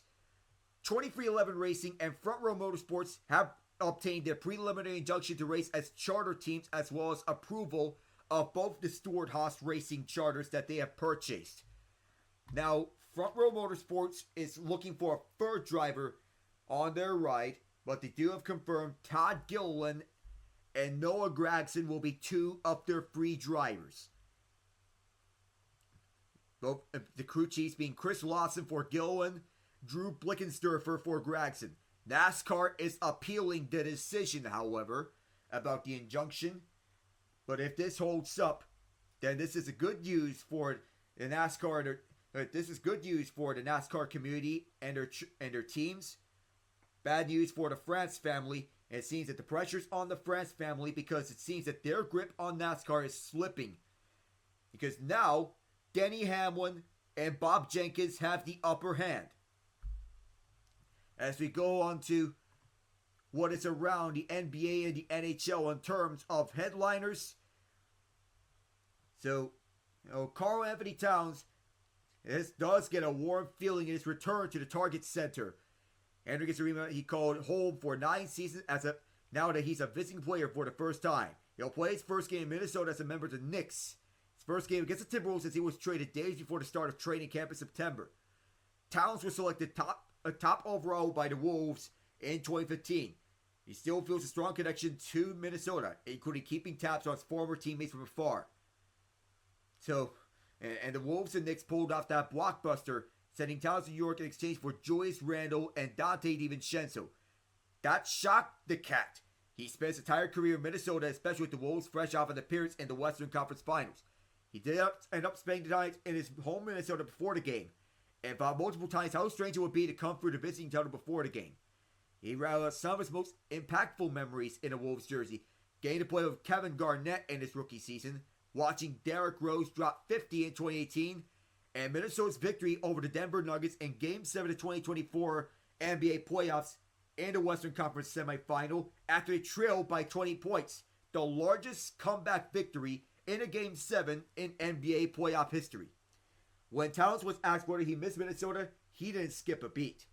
Enough said, he said, of course, I was here 9 years. That's a long time I called this place home.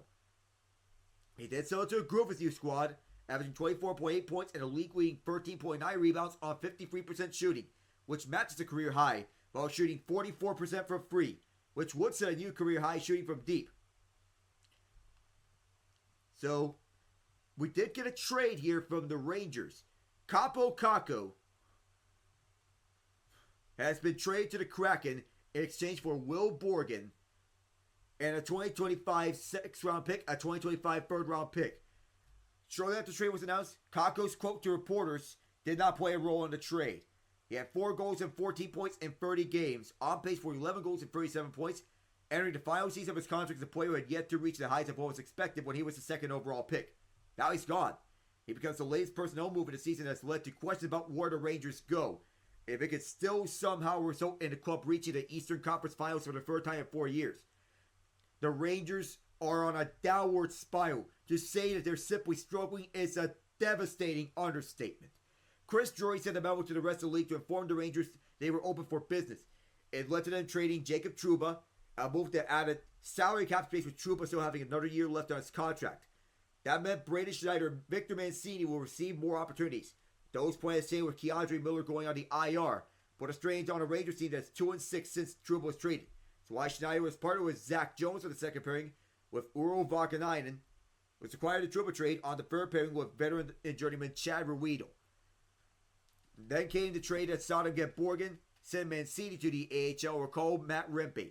Adding Borgen gives the Rangers another righty who has shown he can play top 4 minutes while logging heavy minutes on the PK. Something the Rangers need, with Trouba still leading them in shorthanded ice time as of Wednesday. It's a move that provides them additional financial flexibility going forward. One of the challenges facing Drury and his front office staff was figuring out the cap situation ahead of the next offseason. That was before they signed Igor Shesterkin to a long-term extension. Jones, Kakko, Miller, and Will Cooley were all pending RFAs, while the top pairing defenseman Ryan Lindgren is a pending UFA. By flipping Kakko for Borgen, that gets the Rangers another outlet to get money off their books, with Borgen earning $2.7 million this season. It leaves the Rangers with 6-player UFA class that also includes Jonathan Quick and Riley Smith. It allows Drury and company more money to play, as the Rangers seek to keep their coveted core together. And a core that no longer features a player who was once thought to be one of the faces of the future. That's the bottom line. Borgen's useful to fill the Trouba-sized hole. Kakko might have some runway left in his development, now that he's with the Kraken. So that's what the Kraken are backing in for. A potential top 6 forward. The key word being potential. Development is one of the items that makes the NHL distinctive and complicated as well. A 23-year-old in another professional sport will be met with the understanding that they're not a finished product at such a young age. That's what the Kraken are banking on. That's what the Rangers were also banking on before pulling the plug on a forward who has played the second most games of his draft class, yet 6 in points. For context, his fellow countryman, Matthias Michelli, was taken 96 points later, separated by 9 points despite playing 131 fewer games. Kakko's best season was 2023. 18 goals and 40 points in 82 games, averaging 15 minutes and 18 seconds of ice time. Since then, he has scored 17 goals and 31 points in 91 games, averaging 13-16 in ice time. Coming to Seattle should lead to him getting opportunities that was much harder to come by in New York. Whether it be with Matty Beniers, Ty Cartier, Riker Evans, and now Shane Wright, the Kraken have shown they are willing to give young players a chance to earn minutes, especially with Jordan Eberle on the LTIR. Yanni Gore has been day-to-day since last playing on December 10th. Getting the most out of young guys is one of the reasons why the Kraken hired Dan Biosma and Jessica Campbell. The work they did developing and winning with quite a few of the Kraken's prospects in the AHL could potentially lead to Kakko finding more continuity in Seattle. Again, keyword, potentially. Point time isn't the only thing at stake. Kakko is an RFA, who has one more year of team control before his UFA year start kicking in before the 2027 season. How he performs this season could at least lead to a 1-year deal, with the idea that Kraken might also be tempted to give him more than that if he becomes a key player for them. Kraken will expect to be part of a grouping of teams that could potentially challenge for a wild card, the notion they might have to decide their path ahead of the trade deadline. So as we go on to the halftime stats. So it's the first free kick that was made since 1976. Knicks 58-21, 155 passing yards. Herbert's 12-15 for 140 passing yards. So as we get on underway here from Inglewood, California for the third quarter, we'll get set to go in just a moment. The Broncos lead 21-13. A potential playoff berth on the line here, and it's definitely within reach. Cameron Dicker, who made that free kick, he'll be kicking it off now. It's up, and we're underway for the second half. On the kneel down, it's Marvin Mims Jr., He'll send this over to the 30-yard line. So Nix has been making smart read after smart read. And his progression as a quarterback has been what the Broncos are banking in ever since he transferred to the University of Oregon. When throwing on the run, he is 6 of 7, 48 yards, and 2 touchdowns. He is very accurate when on the run. And his face says it all. Confident and calm. Estime back in the game as the running back in the I set. Motioning right is Mims. It'll be a handoff to Estime. Estime over for the middle. 6 or 7 yards as he's being hauled down by Still and Morgan Fox. So Estime being RB2 now on the Broncos. Is Jaleel McLaughlin's out with an injury. 2nd and 3 as Estime got 7. Blake Watson will sub in his place. And Estime will earn his rest. Tier Tart in the game for the Chargers. So it's an 8-point lead for the Broncos. Khalil Mack, Tuli Tuipulotu, the 2 edge rushers. Motioning left is Mims. Watson. This time, the Broncos do not get something from him. Just 1 yard though. But they inch closer towards that first down marker. It was Tuipulotu on the stop at the right side. Watson suiting up for a mile-high orange crunch. He is still out there onto the field. An opportunity for the Chargers to shut him down here on 3rd down and 1. Troy Franklin out there on the field. The other 2 wideouts are Devon Bailey and Cortland Sutton. Marvin Mims takes Watson's place. Nix for the middle. 1st down and then some. For the middle is Troy Franklin. The Oregon connection is still alive and well. Down at the Charger 43. These 2 Oregon Duck teammates, they were a formidable duo together. And they're reunited here at Denver. On a good catch and run up the middle for Troy Franklin. As he stopped for the middle for being stopped. On a efficient throw. 18 yards before the tackle by Tony Jefferson. And Nix loving it with Franklin. The 5280 signages on the helmets. Single back. It is Mims who dropped it, gets it back, picks it back up. Lost a 2. He was taken down behind the line of scrimmage. Lost a 2 on the play for Mims, who was playing the Deebo Samuel role.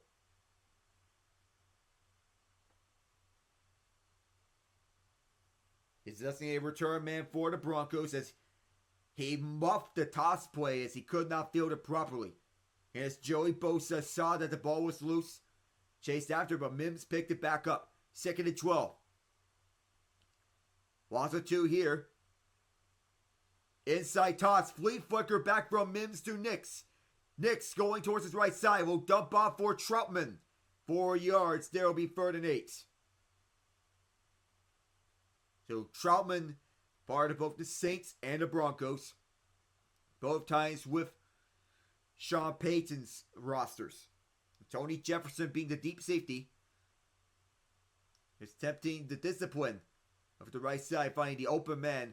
There is nobody who gave leeway towards the deep guys downfield. This one was 5 yards.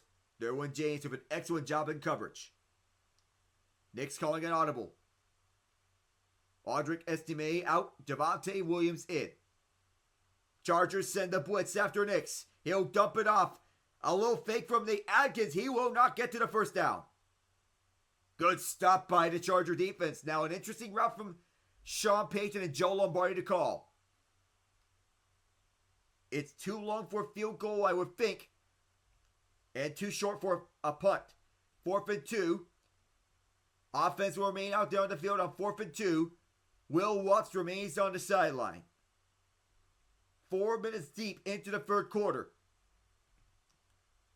You would be inclined to take the points, but it's too long for a field goal, too short for a punt. A field goal from this spot would be from 53 yards, though. So it's within Watts' range. Nix, quick throw to Sutton. Sutton gets the 1st down. He runs into his old man Atkins. 4 yards as he is down at that spot. Bold gamble by Sean Payton, and it pays off.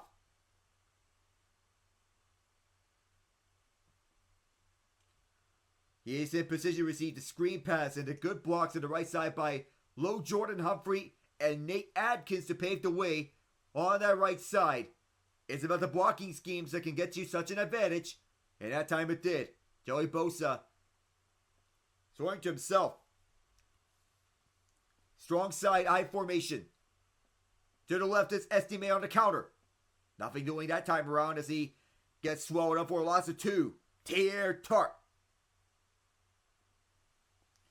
And Justin Herbert watching onwards.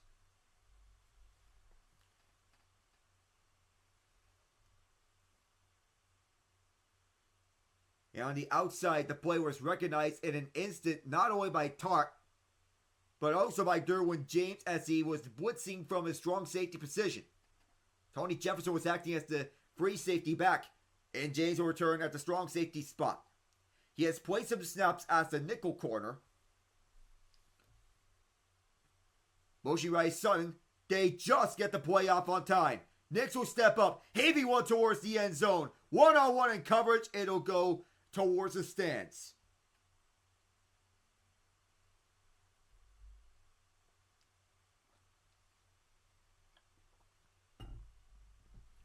So the Broncos start off hot offensively.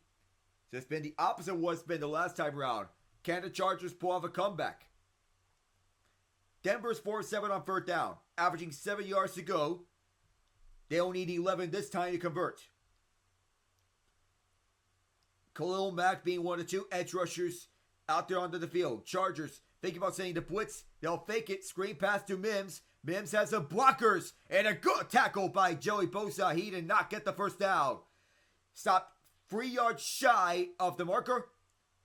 And Nix will come out. Now send Lutz out there for a field goal.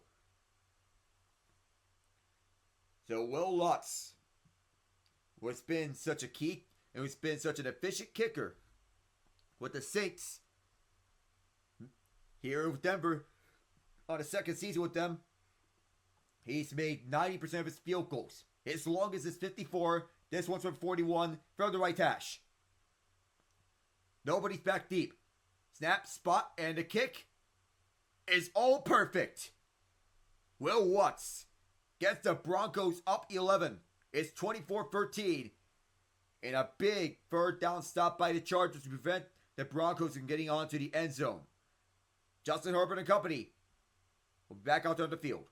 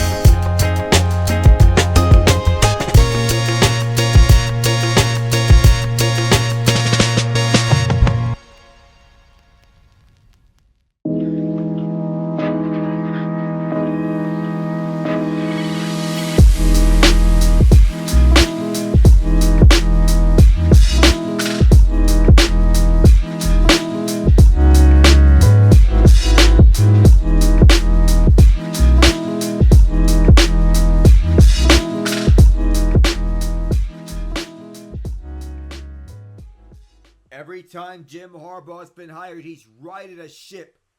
In season before Harbaugh as the head coach, Stanford 1-11, 49ers were 6-10, Michigan was 5-7, Chargers 5-11. But the Jim Harbaugh effect is something of note. 2011, Stanford were the Orange Bowl champions. 2012, the 49ers were NFC champions. Last year, Michigan being the national champions. Finally, he gets over the hump. And now he is hired by the Chargers. He is riding the ship, and potentially the Chargers could be on their way to the playoffs for the first time in his era. This ball bounces into the end zone, and the Chargers take a kneel down. They won't return this one. The Broncos win or tie. They'll quit their first playoff berth since 2015 when Peyton Manning went out on top. Their playoff odds go down to 86% with a loss. If the Chargers win, they'll have a 97% chance to make the playoffs. That goes down to 74% with a loss. And potentially give some life to the Colts, Dolphins, and or Bengals. This may be a free play as Nick Bonito jumped. Herbert over to the right side. McConkey holds it in. McConkey, he was spun when he was bouncing out towards the right side by Chris Abrams-Drain, the rookie corner.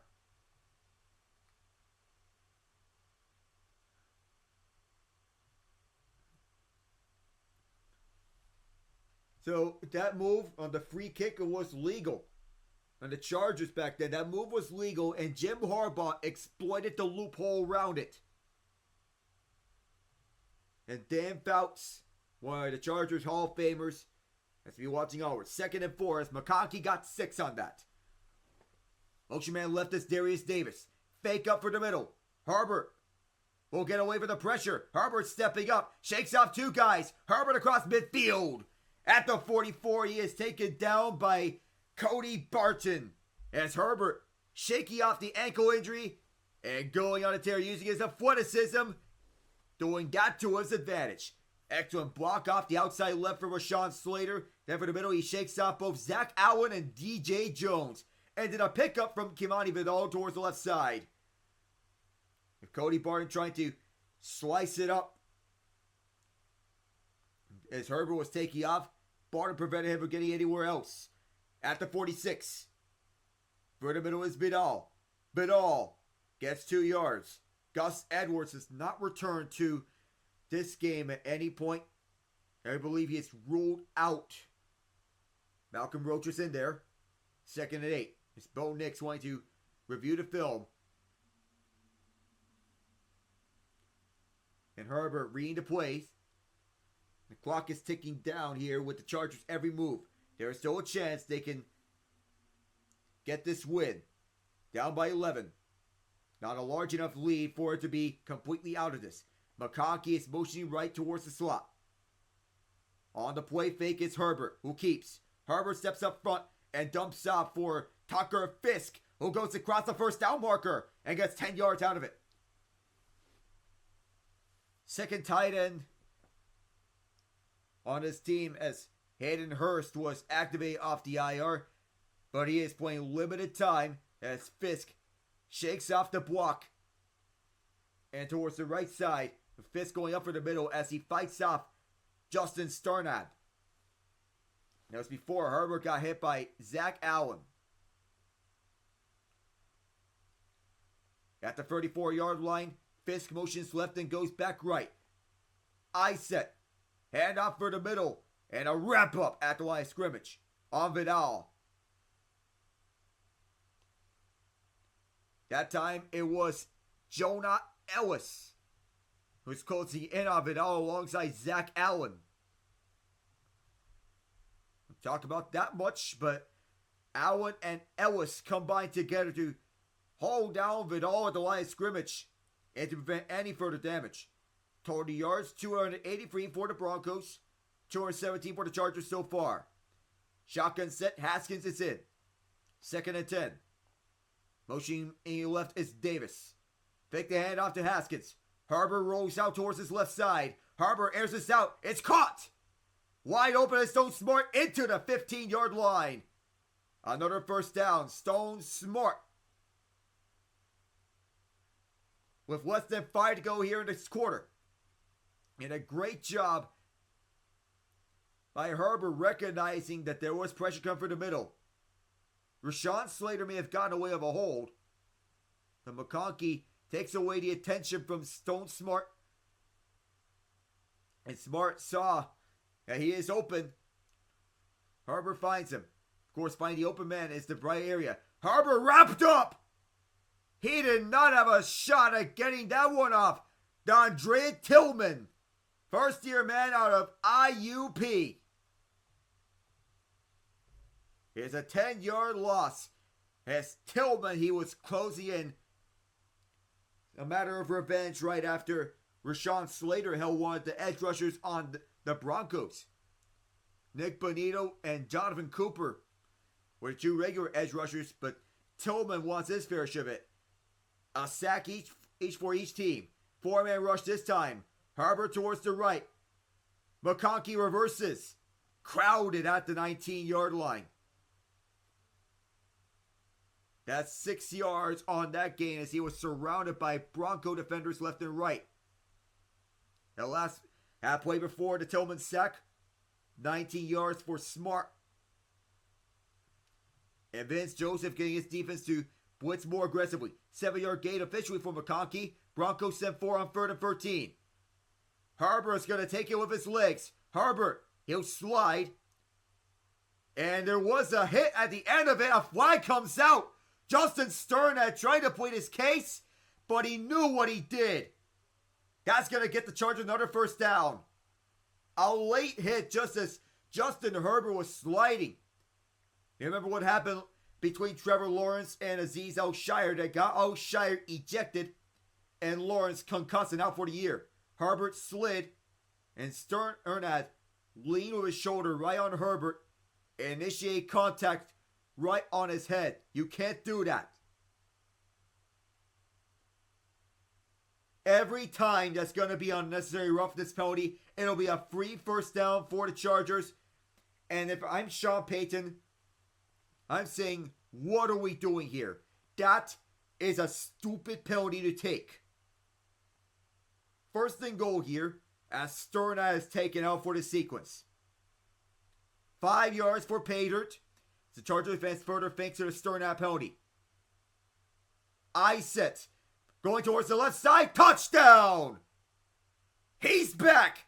And it's the Gus Bus, who won't stop for anyone. Jim Harbaugh signaling to his guys, we have to go for 2. 10 plays, 70 yards. The Chargers taking the distance, milking 5 minutes and 33 seconds off the clock. And a great block up front by Tucker Fisk to set up Edwards as he came back. First play back from injury, and he made it. What a run for the Gus Bus. Starnat back in the game after he was penalized. Edwards still in. You have 2 receivers to the right, McConkey and Palmer. Motion man left was Fisk. And motion to the left is Edwards as well. Lining up all the way to the far left. Herbert's taking himself. Herbert! He did not get there!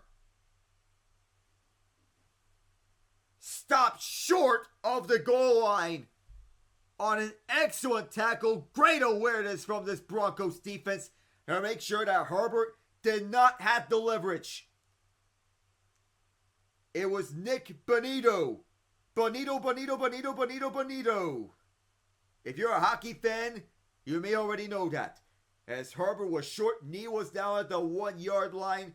Football was not across the goal line. We'll be right back.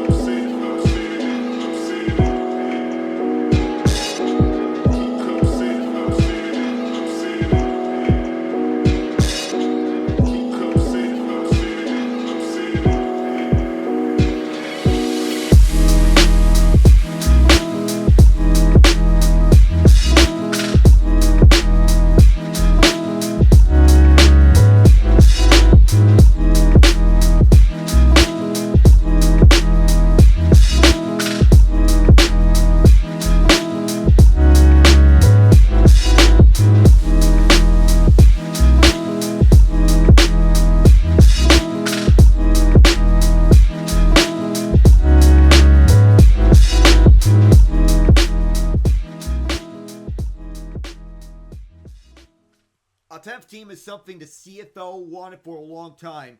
There is potential for it to happen in Halifax, but the league wants an answer soon. But that last update was from over a year ago, December 3rd.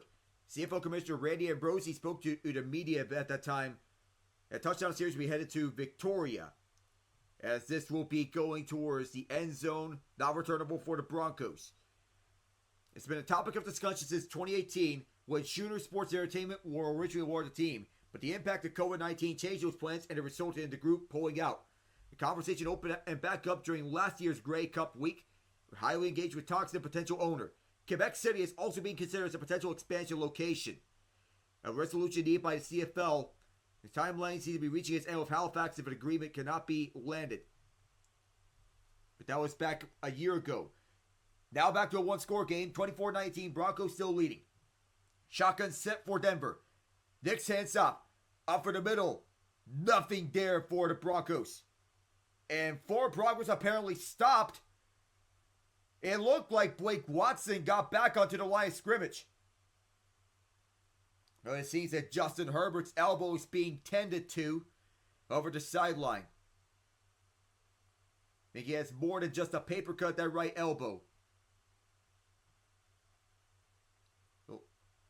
And Denzel Perryman is questionable to return for this game. That was a loss of 1 for the Broncos. Heading into second and 11. Motion right is Troy Franklin. It's Nix. He'll dump it off for Javonte Williams. Williams with a block, but not much else.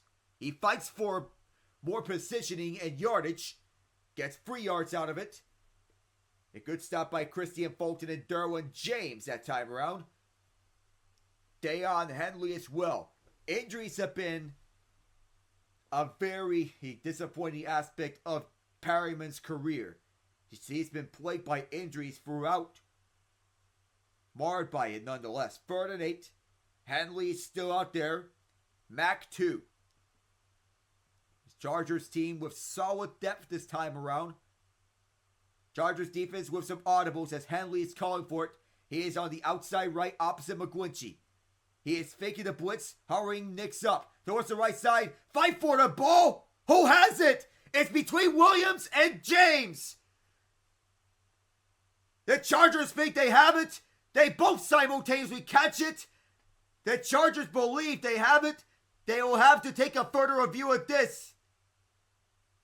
Officials backing up everyone to see who has possession of the ball as both players get helped up. What in the absolute world, Derwin James? Well, it looked like it was a fight for the contested ball for sure, as Williams initially had it. Then James ripped it away from him at the last moment. And maybe he loses strength. No, they'll roll it incomplete. They'll roll it incomplete as Riley Dixon sends it off. And Darius Davis sees bounce out. What in the world, Derwin James? It was a split decision on the catch. 1 yard on that catch by Williams, and James tried to rip it out of Williams' hands. What in the absolute world? Williams had it first. The Chargers thought they had it, but they won't get it. Starting for their own territory with 45 seconds left in the quarter.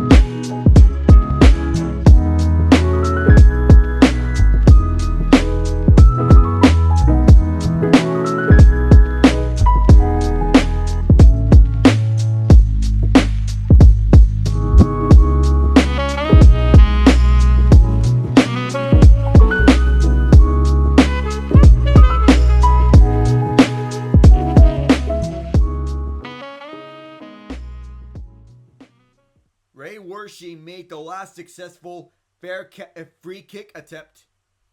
And this field goal from Cameron Dicker is the longest free kick in NFL history.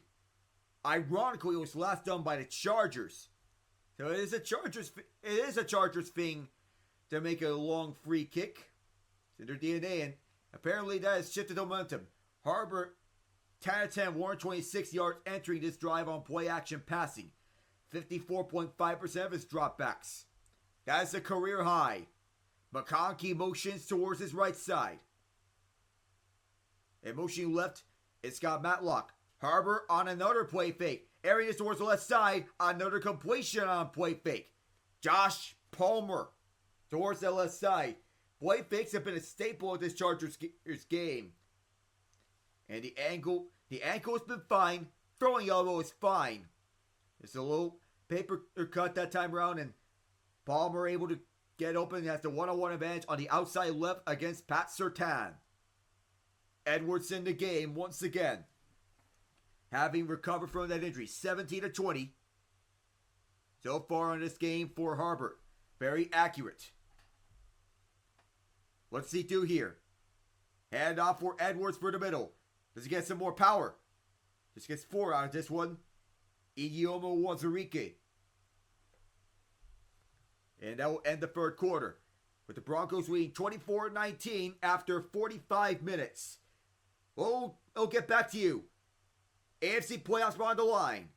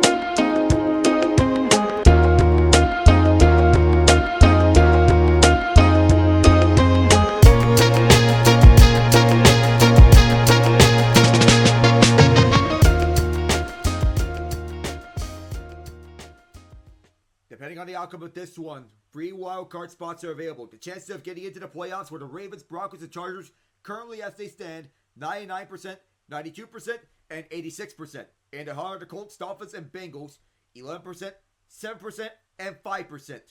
Each of these, he's free.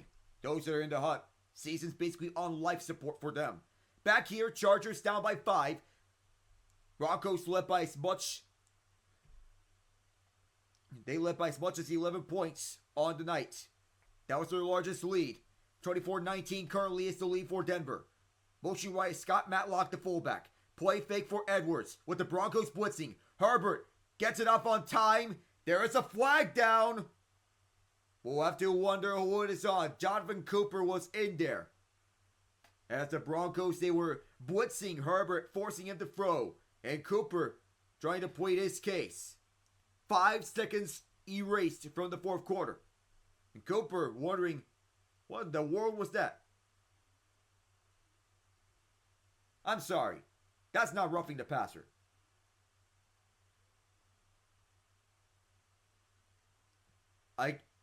Anytime he's getting Herbert, of course he's tugging him by the jersey, but let me be honest. He was also being grabbed at the same time by the face mask as he was being hauled down. And because of him getting stiff-armed by Herbert in the face mask, he lost his composure. I'm sorry, but that doesn't look like roughing the passer one bit. Cooper lost his edge. I don't like that call.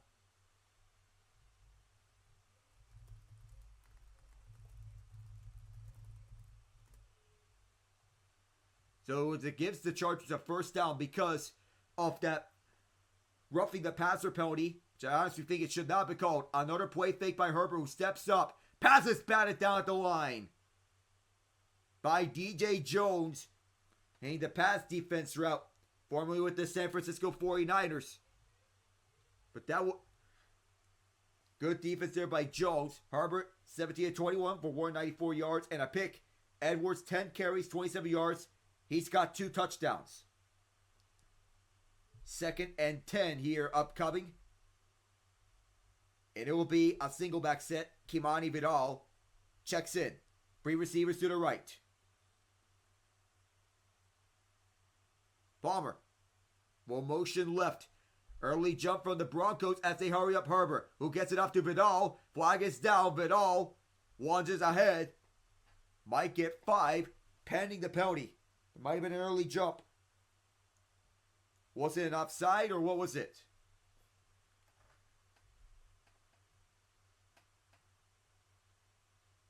Clay Martin. Yeah, it is an offside.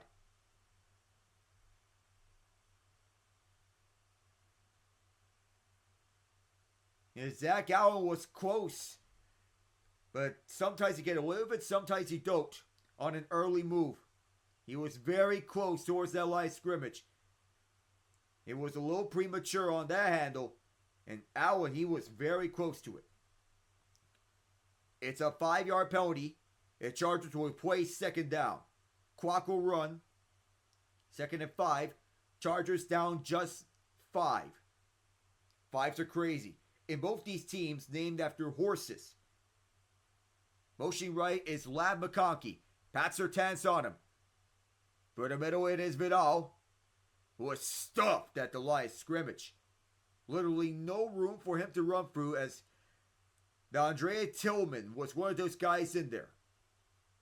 It'll be 3rd down, a huge 3rd down for the Chargers. Greg Roman, the offensive coordinator for the Chargers, have to dial something up and creative. Vance Joseph wanting to scheme up a blitz, I think. His defense is limited the Chargers to 3 of 7 on 3rd down. Averaging 4 yards to go. They need 5 here. Broncos are stacking the line of scrimmage. One of the guys, his hands, it's across the line of scrimmage. That's got to be offside. It's a man coverage. Broncos sent out all-out blitz towards the right side. Is caught. Flag is down. I believe it's for the offside by the Broncos. It's Quentin Johnston on a contested coverage against Pat Surtain. Now we'll check the flag, but I believe it may be for the offside.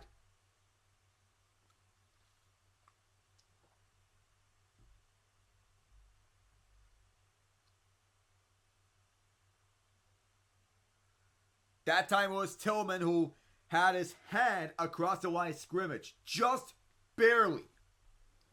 And in back-to-back times, the Broncos have been penalized for offside in this drive. Not exactly back-to-back, but twice in 3 plays. That'll get Cooper back onto the field. So perhaps no offside this time around from Vance Joseph's defense. Another play fake for Herbert. Towards the middle for McConkey. McConkey gets a block from Tucker Fitz towards the 20-yard line. And he is in the red zone. That's where the Chargers are at. Chance to take the lead. Herbert was picked off once before. Can he throw a passing touchdown here? On a play fake. Lad McConkey playing the Keenan Allen rule to near perfection. Hayden Hurst has not been targeted, but he's fine so long as his team is winning. So McConkey getting the edge on the outside and making a one-on-one move. 17 yards before P.J. Locke stopped him. 8th straight game of at least 50 receiving yards, the longest by rookie since 2014. Motion man left was Darius Davis. Harbor's going to look, double pump, and airing it towards the end zone. Caught! Touchdown! Darius Davis! LA has the lead for the first time tonight.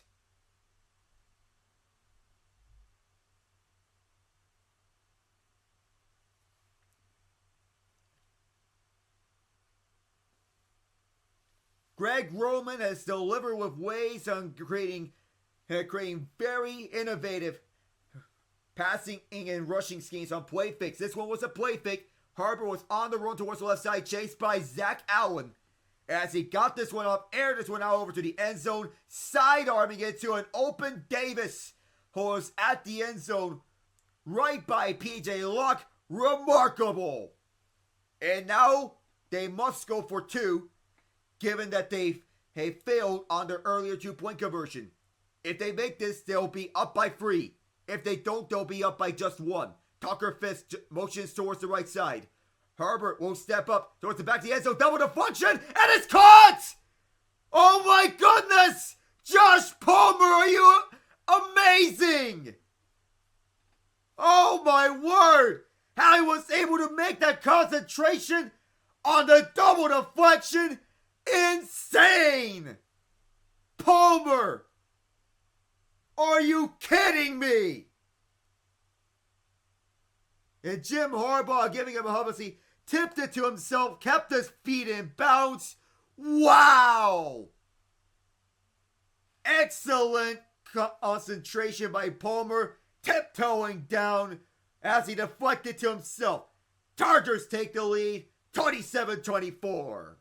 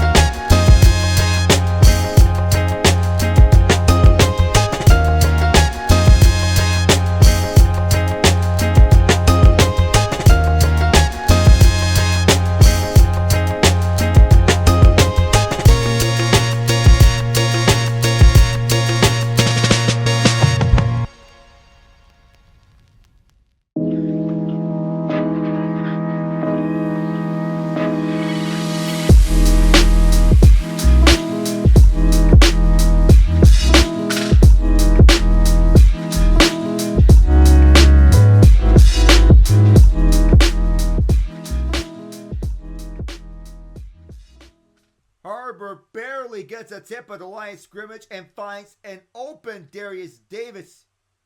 Just barely as it went off the hands of Justin Sternad.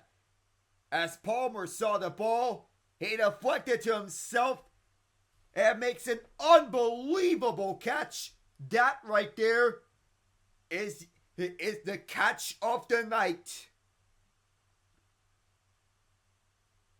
Oh my, that was almost reminiscent of Trent Sherfield for the Buffalo Bills against the Miami Dolphins last week in an AFC East battle in the AFC East battle. Bo Nix will take the field once again to see what he can do against the Chargers. Nix and Denver had the momentum early, but Jesse Minter and company changed things up. Changed up the scheme so as to make Nix uncomfortable, pressure him.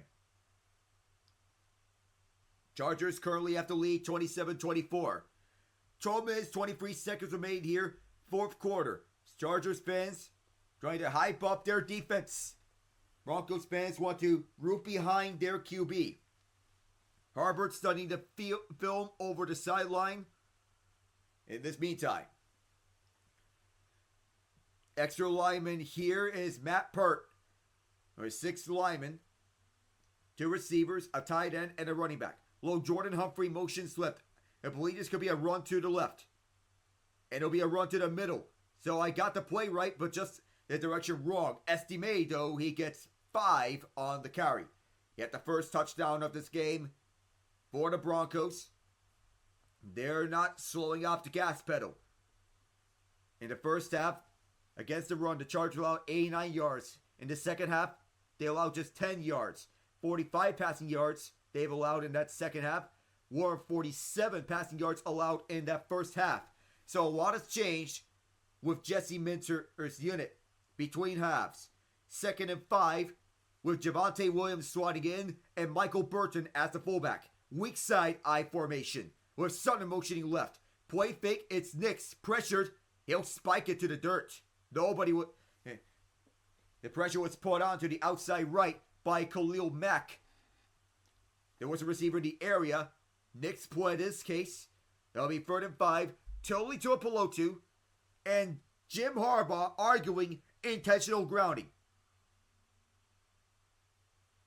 And he is his usual fiery self. As Sean Payton calling the plays at the sideline. Running the shots here on 3rd and 5. And Nix will line up under center. On a shotgun set. Getting an audible to his lineman.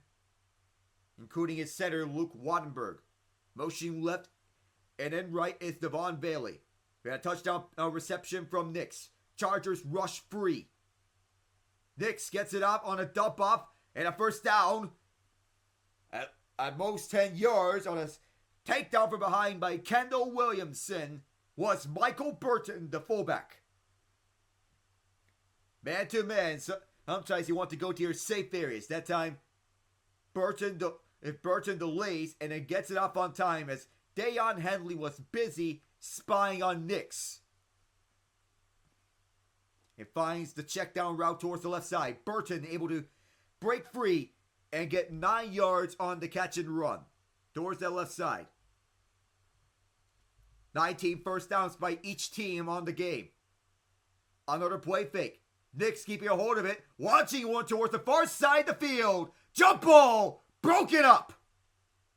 Marvin Mims asking for a flag. There is none. It's delivered by the field judge, Dave Hawkshaw. And we'll have to take a look at this play as Mims was at a jump ball between him and Tarheeb Still. Double move by Mims as Nix aired it out towards the right side.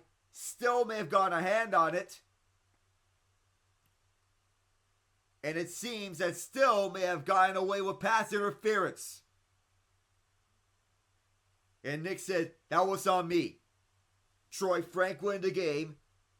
On the outside right. Pistol set. Through the middle it is Williams. Williams through the middle. He gets to the 50, 2 yards on this run by Javonte. It was a 13-yard catch and run by Burton. In the second half, going towards the favor of the Chargers. This defense turning things around. 3rd and 8. Harbaugh 2024, 236 yards, a touchdown, and a pick. Fans are raucous here. Among the Chargers fans, Adam Trauma motions right. The fans are going loud for their defense. The Chargers rush 5. Nix under pressure from Bosa and Tuipulotu. Nix gets it off. The catch. Watson was out of bounds. And an excellent 3rd down stop by the Chargers. The boys in powder blue now force a punt from Riley Dixon, who is in his 2nd stint with the Broncos. As Troutman is discussing with Sean Payton. Harbaugh getting set to put his helmet back on. New jerseys, new era. If not this week, if not a win, the Broncos can still make it into the playoffs. That will need some help though, as Dixon is sent down, and Tremon Smith pinned the Chargers back deep at the 4-yard line. That will put them into a pickle with 9:48 to go. We'll be right back in a moment.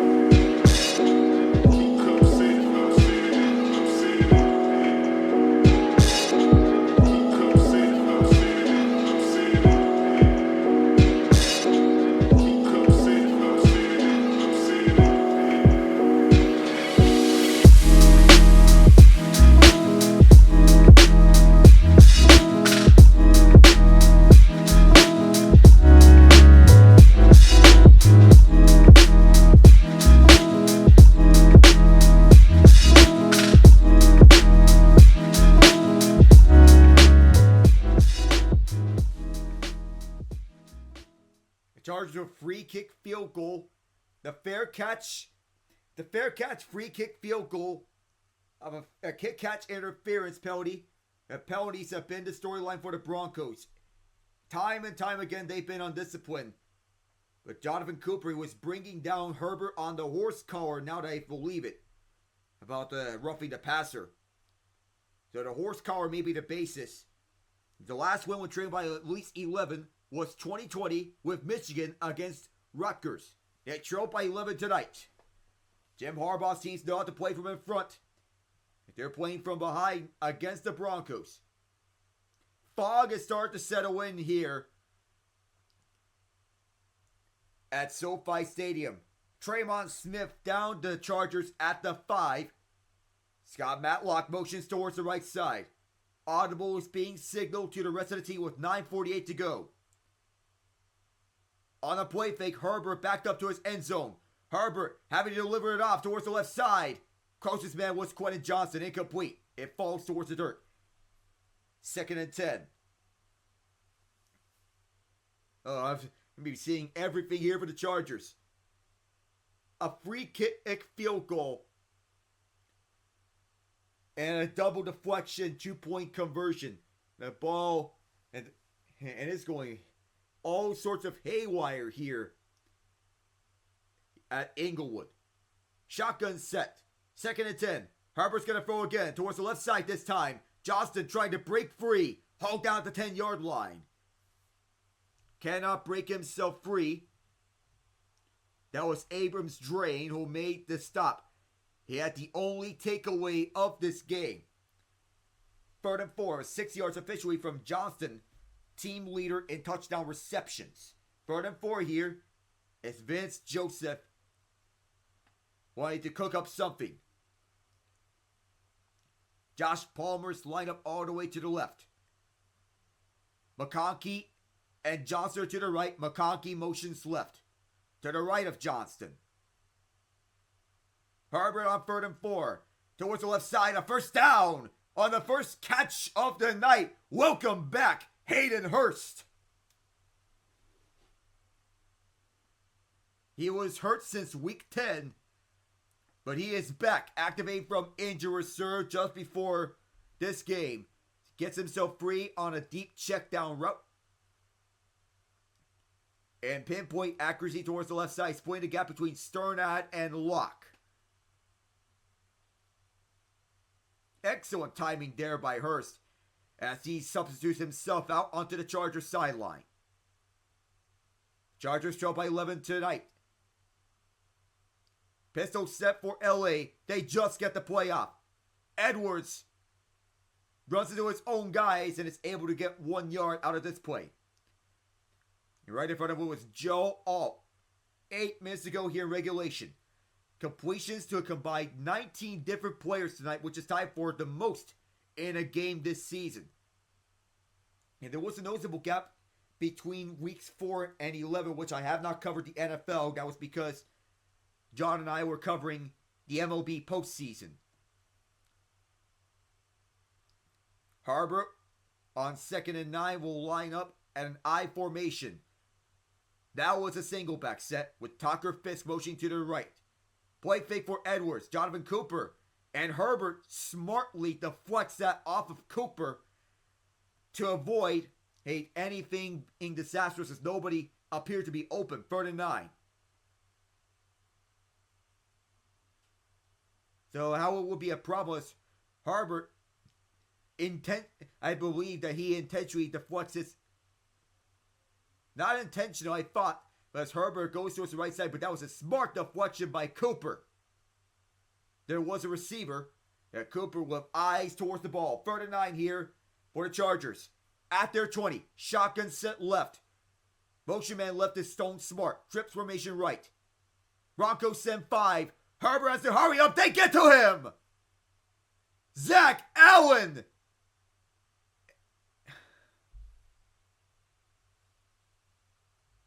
He and Drew Sanders combined for the sack on 3rd down and force a rare punt in this second half at the very least from J.K. Scott. Sanders was blitzing on the inside, wraps him up as he gets behind him. Allen also gets to him. Sanders was the first one, 41 and white. Forcing a loss of 10. Sanders, the second-year man from Arkansas. Scott kicks this one away. A sky-high fair catch for Marvin Mims. At around the 45-yard line, 6:41 to go here in the 4th quarter. The Broncos defense getting back some life here. We'll return in a moment.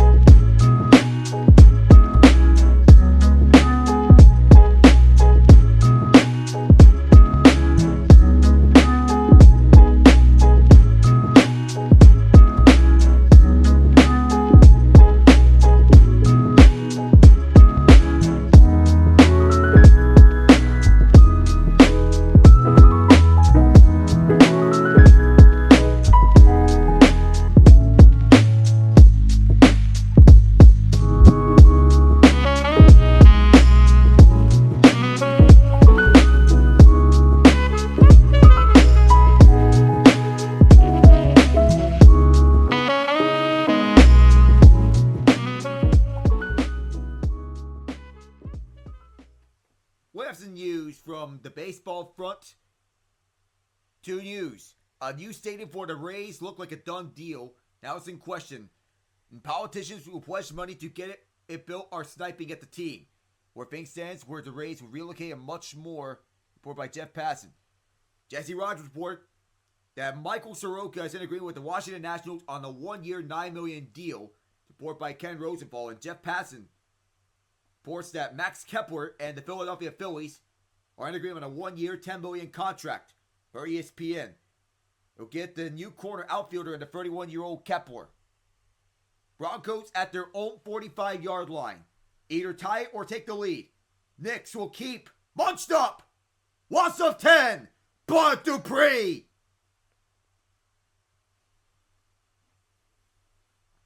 The former Steeler gets the job done.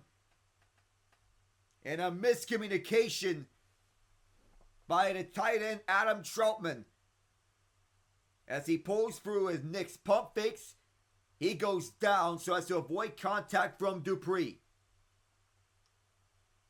You need Garrett Bowles to balance out, but Troutman missed the assignment and Dupree breaks free. 2nd and 20, which feels like 2nd and forever. They have to get a playoff here on time. They do. Run up for the middle from Estime. Estime gets 7 yards. So that eases the wound a bit. 3rd and 13 is upcoming.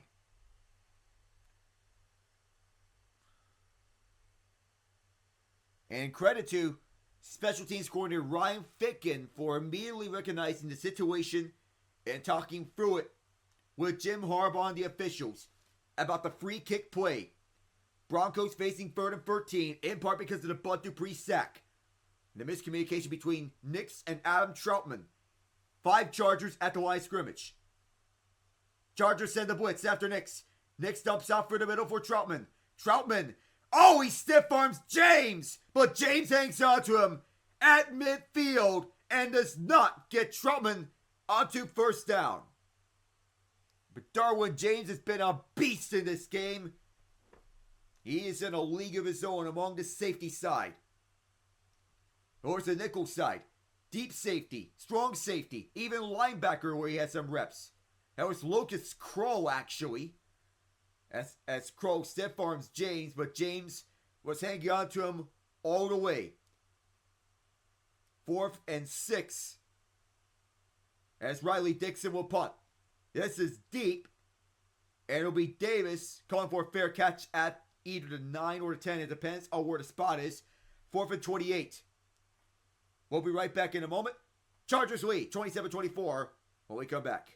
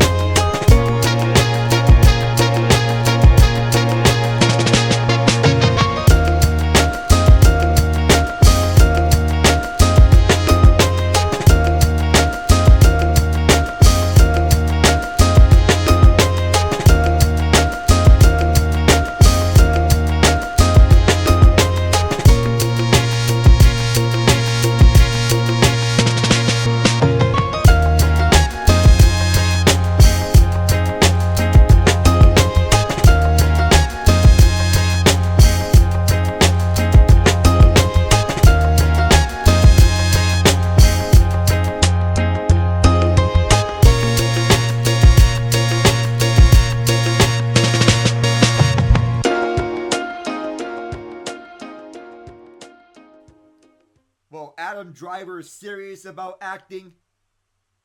Well, so are the Chargers they're serious about this football thing. The Chargers have several key plays. The fair catch by Darius Davis may have sold the contact and has set up Cameron Dicker on his free kick field goal from 57 yards out. Chargers are back with the ball. What the Broncos need to do is a stop on defense before they can get set up on field goal range if they want to go with that or win the game outright. They want to get into the playoffs. If they win, they'll make it in. Edwards stuffed at the line of scrimmage. That's what you need if you're the Bronco defense. Cody Barton.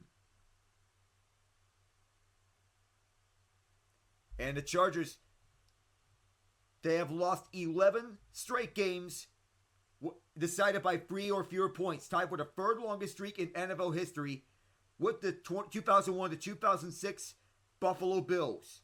And the Chargers, they've had trouble with close games. But this game might be a different one. Less than 4 minutes ago, 3:45 on the clock. Herbert will throw it on second down. Dropped! Quentin Johnston had it and lost it. And the issues for the drop problems continue on with the Chargers. The Broncos have similar issues as well, but Johnston's main concern was about dropping. So Johnston's main concern, rookie year and carrying on to this year, his drops. And he knew he had it. That's one of the worst drops here at the Chargers. And the Bronco fans here in attendance are getting loud for their defense. The Orange Crush could be in full effect with 3:43. Shotgun set. 3 receivers are to the left. McConkey motions right. He'll go on a deep crosser route. Herbert pressure from his left. Herbert, he'll use his legs all day to run. Forced out and a first down. 3:35 to go. And Herbert, he is banged up after the play. He is alright, all things else, but not too seriously banged up.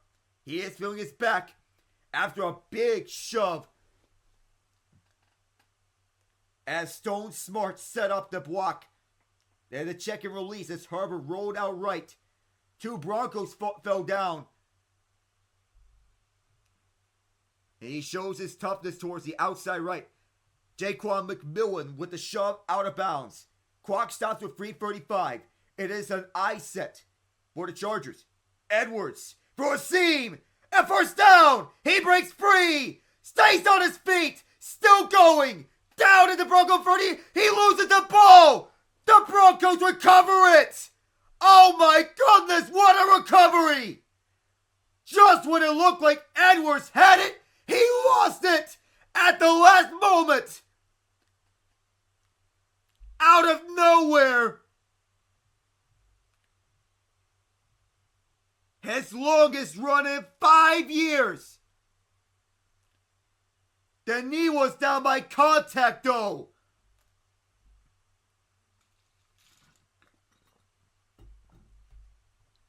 Play was whistled dead because the knee was down by contact. So were his elbows. And the Chargers will keep it on Edwards' longest run in 5 years. This time he's munched up. The Broncos do have all 3 timeouts and a 2-minute warning.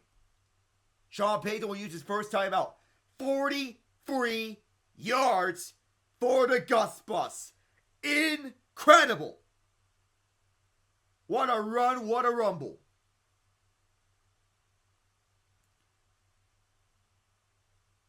So a really good job by Rashawn Slater to force the hole and the interior lineman as Edwards broke through 3, maybe 4 tackles. A lot of rushing yards above expectancy base. PJ Locke shakes off Dondre Tillman and Amari Mathis before Justin Sternad brought him down. Warren 82 yards in this half by the Chargers. That run was a loss of 3 the last time around. Justin Herbert was the leading rusher before that play. Stack set left for Herbert. 2nd and 13. Broncos need a stop on defense. McConkey in motion right.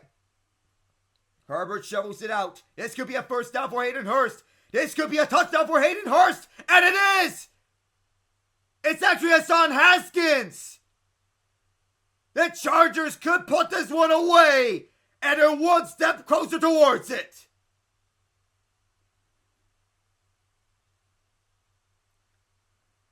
"34 yards all the way. They went 90 yards for pay dirt. 2 minutes and 1 second. And take it the distance. They get outside, utilizing those legs. And Gus Edwards and Hassan Haskins gets his big moment. Extra point. Just in the right upright. It's 34-24 Chargers. The high fives at the Chargers sideline. Bronco fans are beginning to head for the exits, but there's still a chance. On a shovel pass by Herbert. He goes through several tacklers. Shaky up PJ Locke and outraces Nick Benito. What a run by Haskins. I thought it was Hurst at first based on jersey number. Nope, it was Haskins. Knowing what a stake for this franchise. Chargers needing something after a brutal last 2 games. Especially last week, when they lost in soul-crushing fashion to the Bucs. This time, the script has been flipped.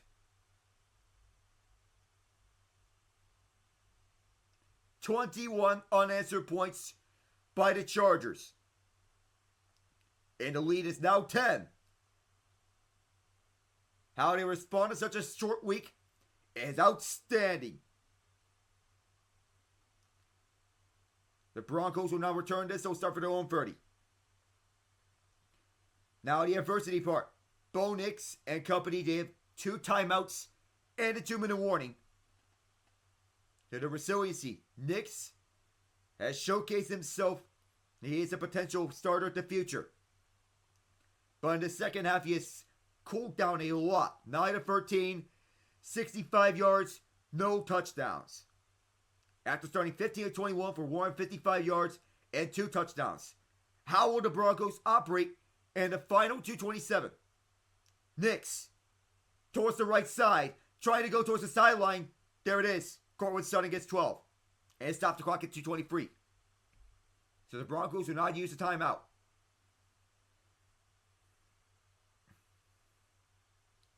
Jesse Minter responding to Joe Lombardi's offense. Nix 25-35, 231 yards, 2 touchdowns. Audric Estime, 9 rushes, 48 yards, and a touchdown. They're getting out of bounds, affords the Broncos time to set up on this next play. It's an empty set for Denver up against LA. 2 wide receivers are to the right, 2 are to the left. Towards the right side, a shake and bake. Troy Franklin gets to the 48. And the Broncos, they may have to run off. They'll have to conserve those 2 timeouts. They'll go on the hurry up. They have the 2-minute warning. And the Broncos will run this play just before the 2-minute warning. Nix under pressure. He'll take it himself. Lateral pass to Williams.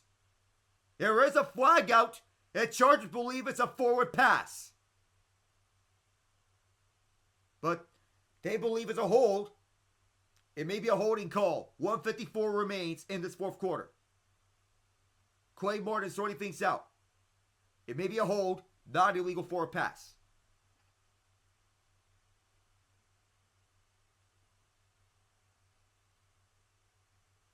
His crew is huddling up to discuss it. It is on the Chargers, not for the pass because it is a lateral.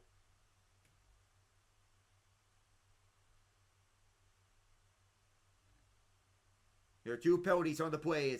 It's going over phase with Harbaugh. There are 2 penalties on the Chargers, 1 for a hold and 1 for an illegal forward pass.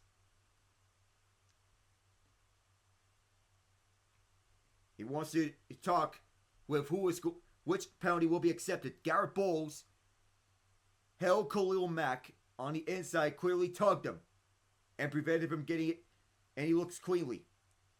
Then Nix gets across Williams, Gets the leverage. It went forward. It is not a lateral. Tony Jefferson knew it. We'll get the calls.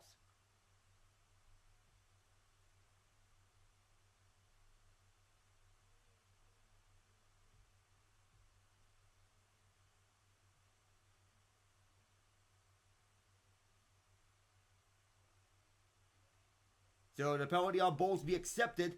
The penalty on Nix is declined. But how about Quay Martin beginning his speech with, okay. The 154 is on the clock. And it'll be a 2-minute warning. It's Nix doing a little shrug. So much has happened in this game. We'll be right back to you in a bit.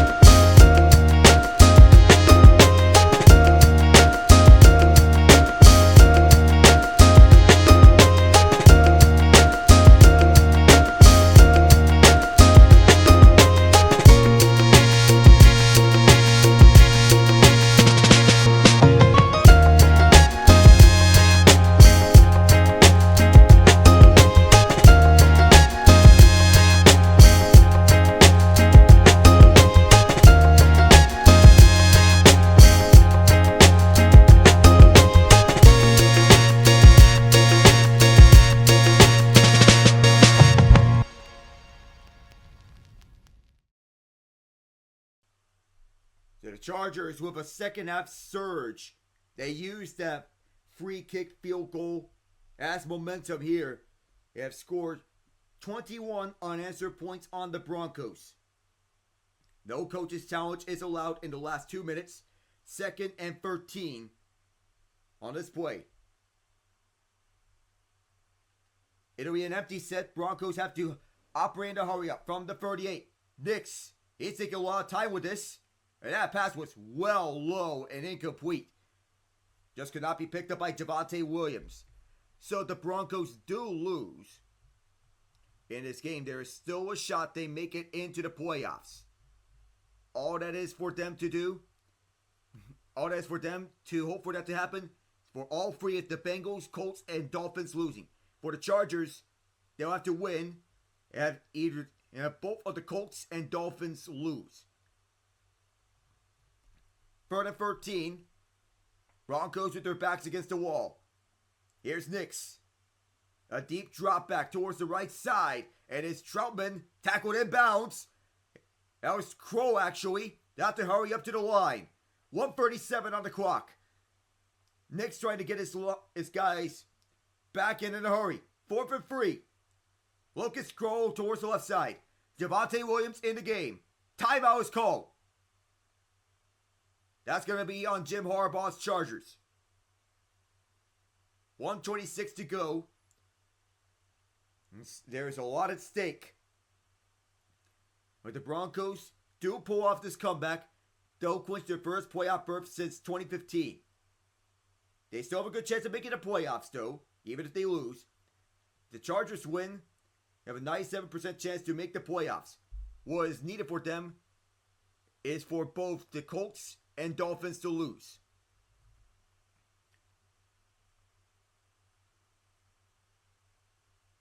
Fourth and 3 as Nix discussing with his guys over the sideline. 1:26 to go. 34-24. Now they break out the huddle. Chargers fans wanted to see their team back on the win column. And even split the season series against, and take the season sweep against them. The Broncos made a push last game in the second half. This time it was the Chargers making the push in the second half. Nix finds Kroll for the first down. 4 yards. Get past the first down marker by a yard. Nix trying to calm everyone down here. The pressure now on the wall for the Chargers. Nix. You have to go for a deep ball here. It was sent up and off for Williams. Williams gets by one of the defenders. Runs out of bounds with 1:02 left. That stops the clock. That's the benefit for the Broncos. You run out of bounds, you stop the clock. Now they can do a proper huddle. It's Sean Payton calling the shots over the sideline. And do remember, you have to be the trailing team and perform the onside kick. Oh, and interestingly, Will Lutz is on the field for this. Wow. Oh my word, the Broncos are going for a 55-yard field goal to pull within a touchdown and extra point. Snap, spot, the kick on its way. It's good. And make it 34-27. I've seen the light. They still have 57 seconds of game clock left in them. That's the longest field goal of the season for Will Lutz. Oh, interesting gamble by Sean Payton, but it pays off. And it gets through over the camera. Trying to get out of bounds, and Will Lutz manages to get that through. And now you have to do the onside kick. You have to have trust in your defense. Just 3 onside kicks have been recovered by the kicking team. That's a rate of 7%. You have to declare it. And that's out of 45 tries this season. It has to be declared. It has to be in the fourth quarter. And it has to be the losing team. Chance to tie this game up. Never say never.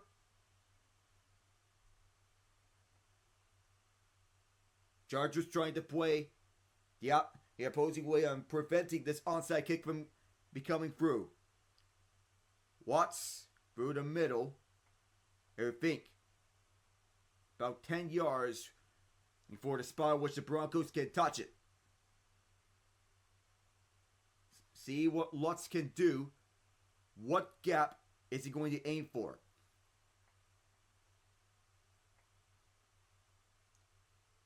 So now, you got a whistle. Jim Harbaugh is going to ice the kicker. They're using their second timeout. Looks like they're going to ice the kicker. So Lutz is discussing over the sideline in the midst of this to try and counter this timeout.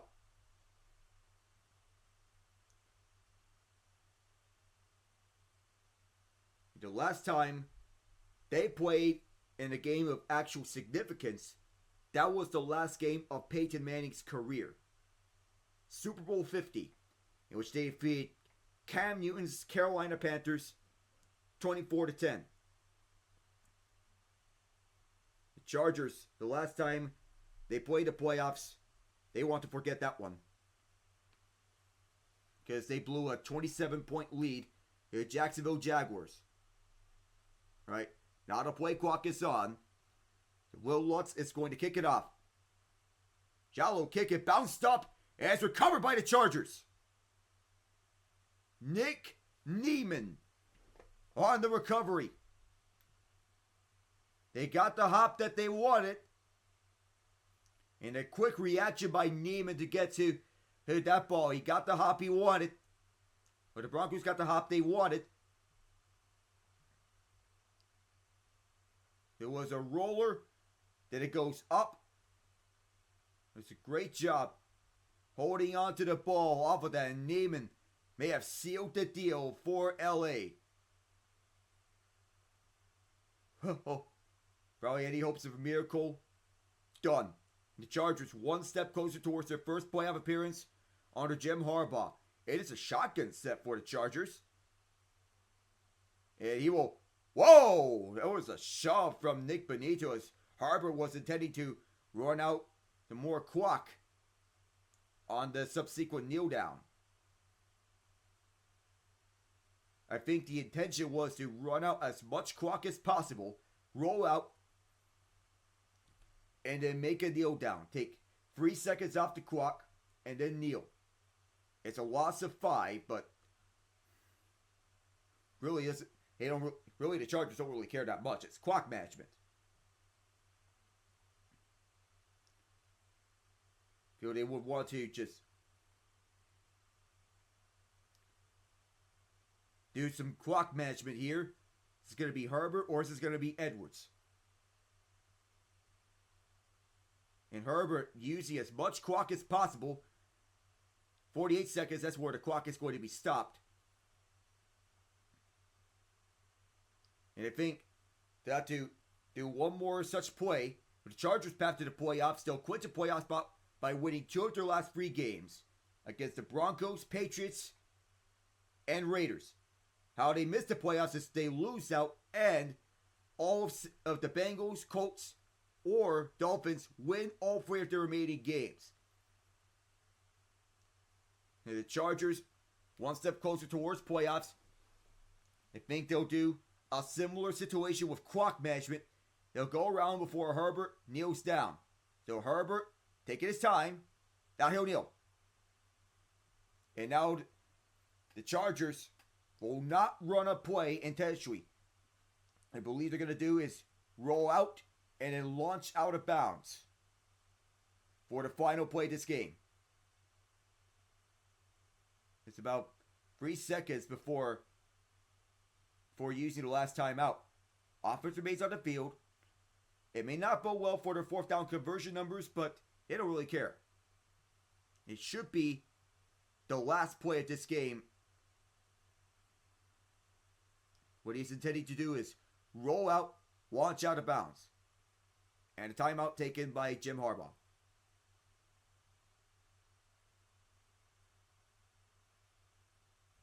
The game clock expired before the play clock. And so the play clock expired before the game clock.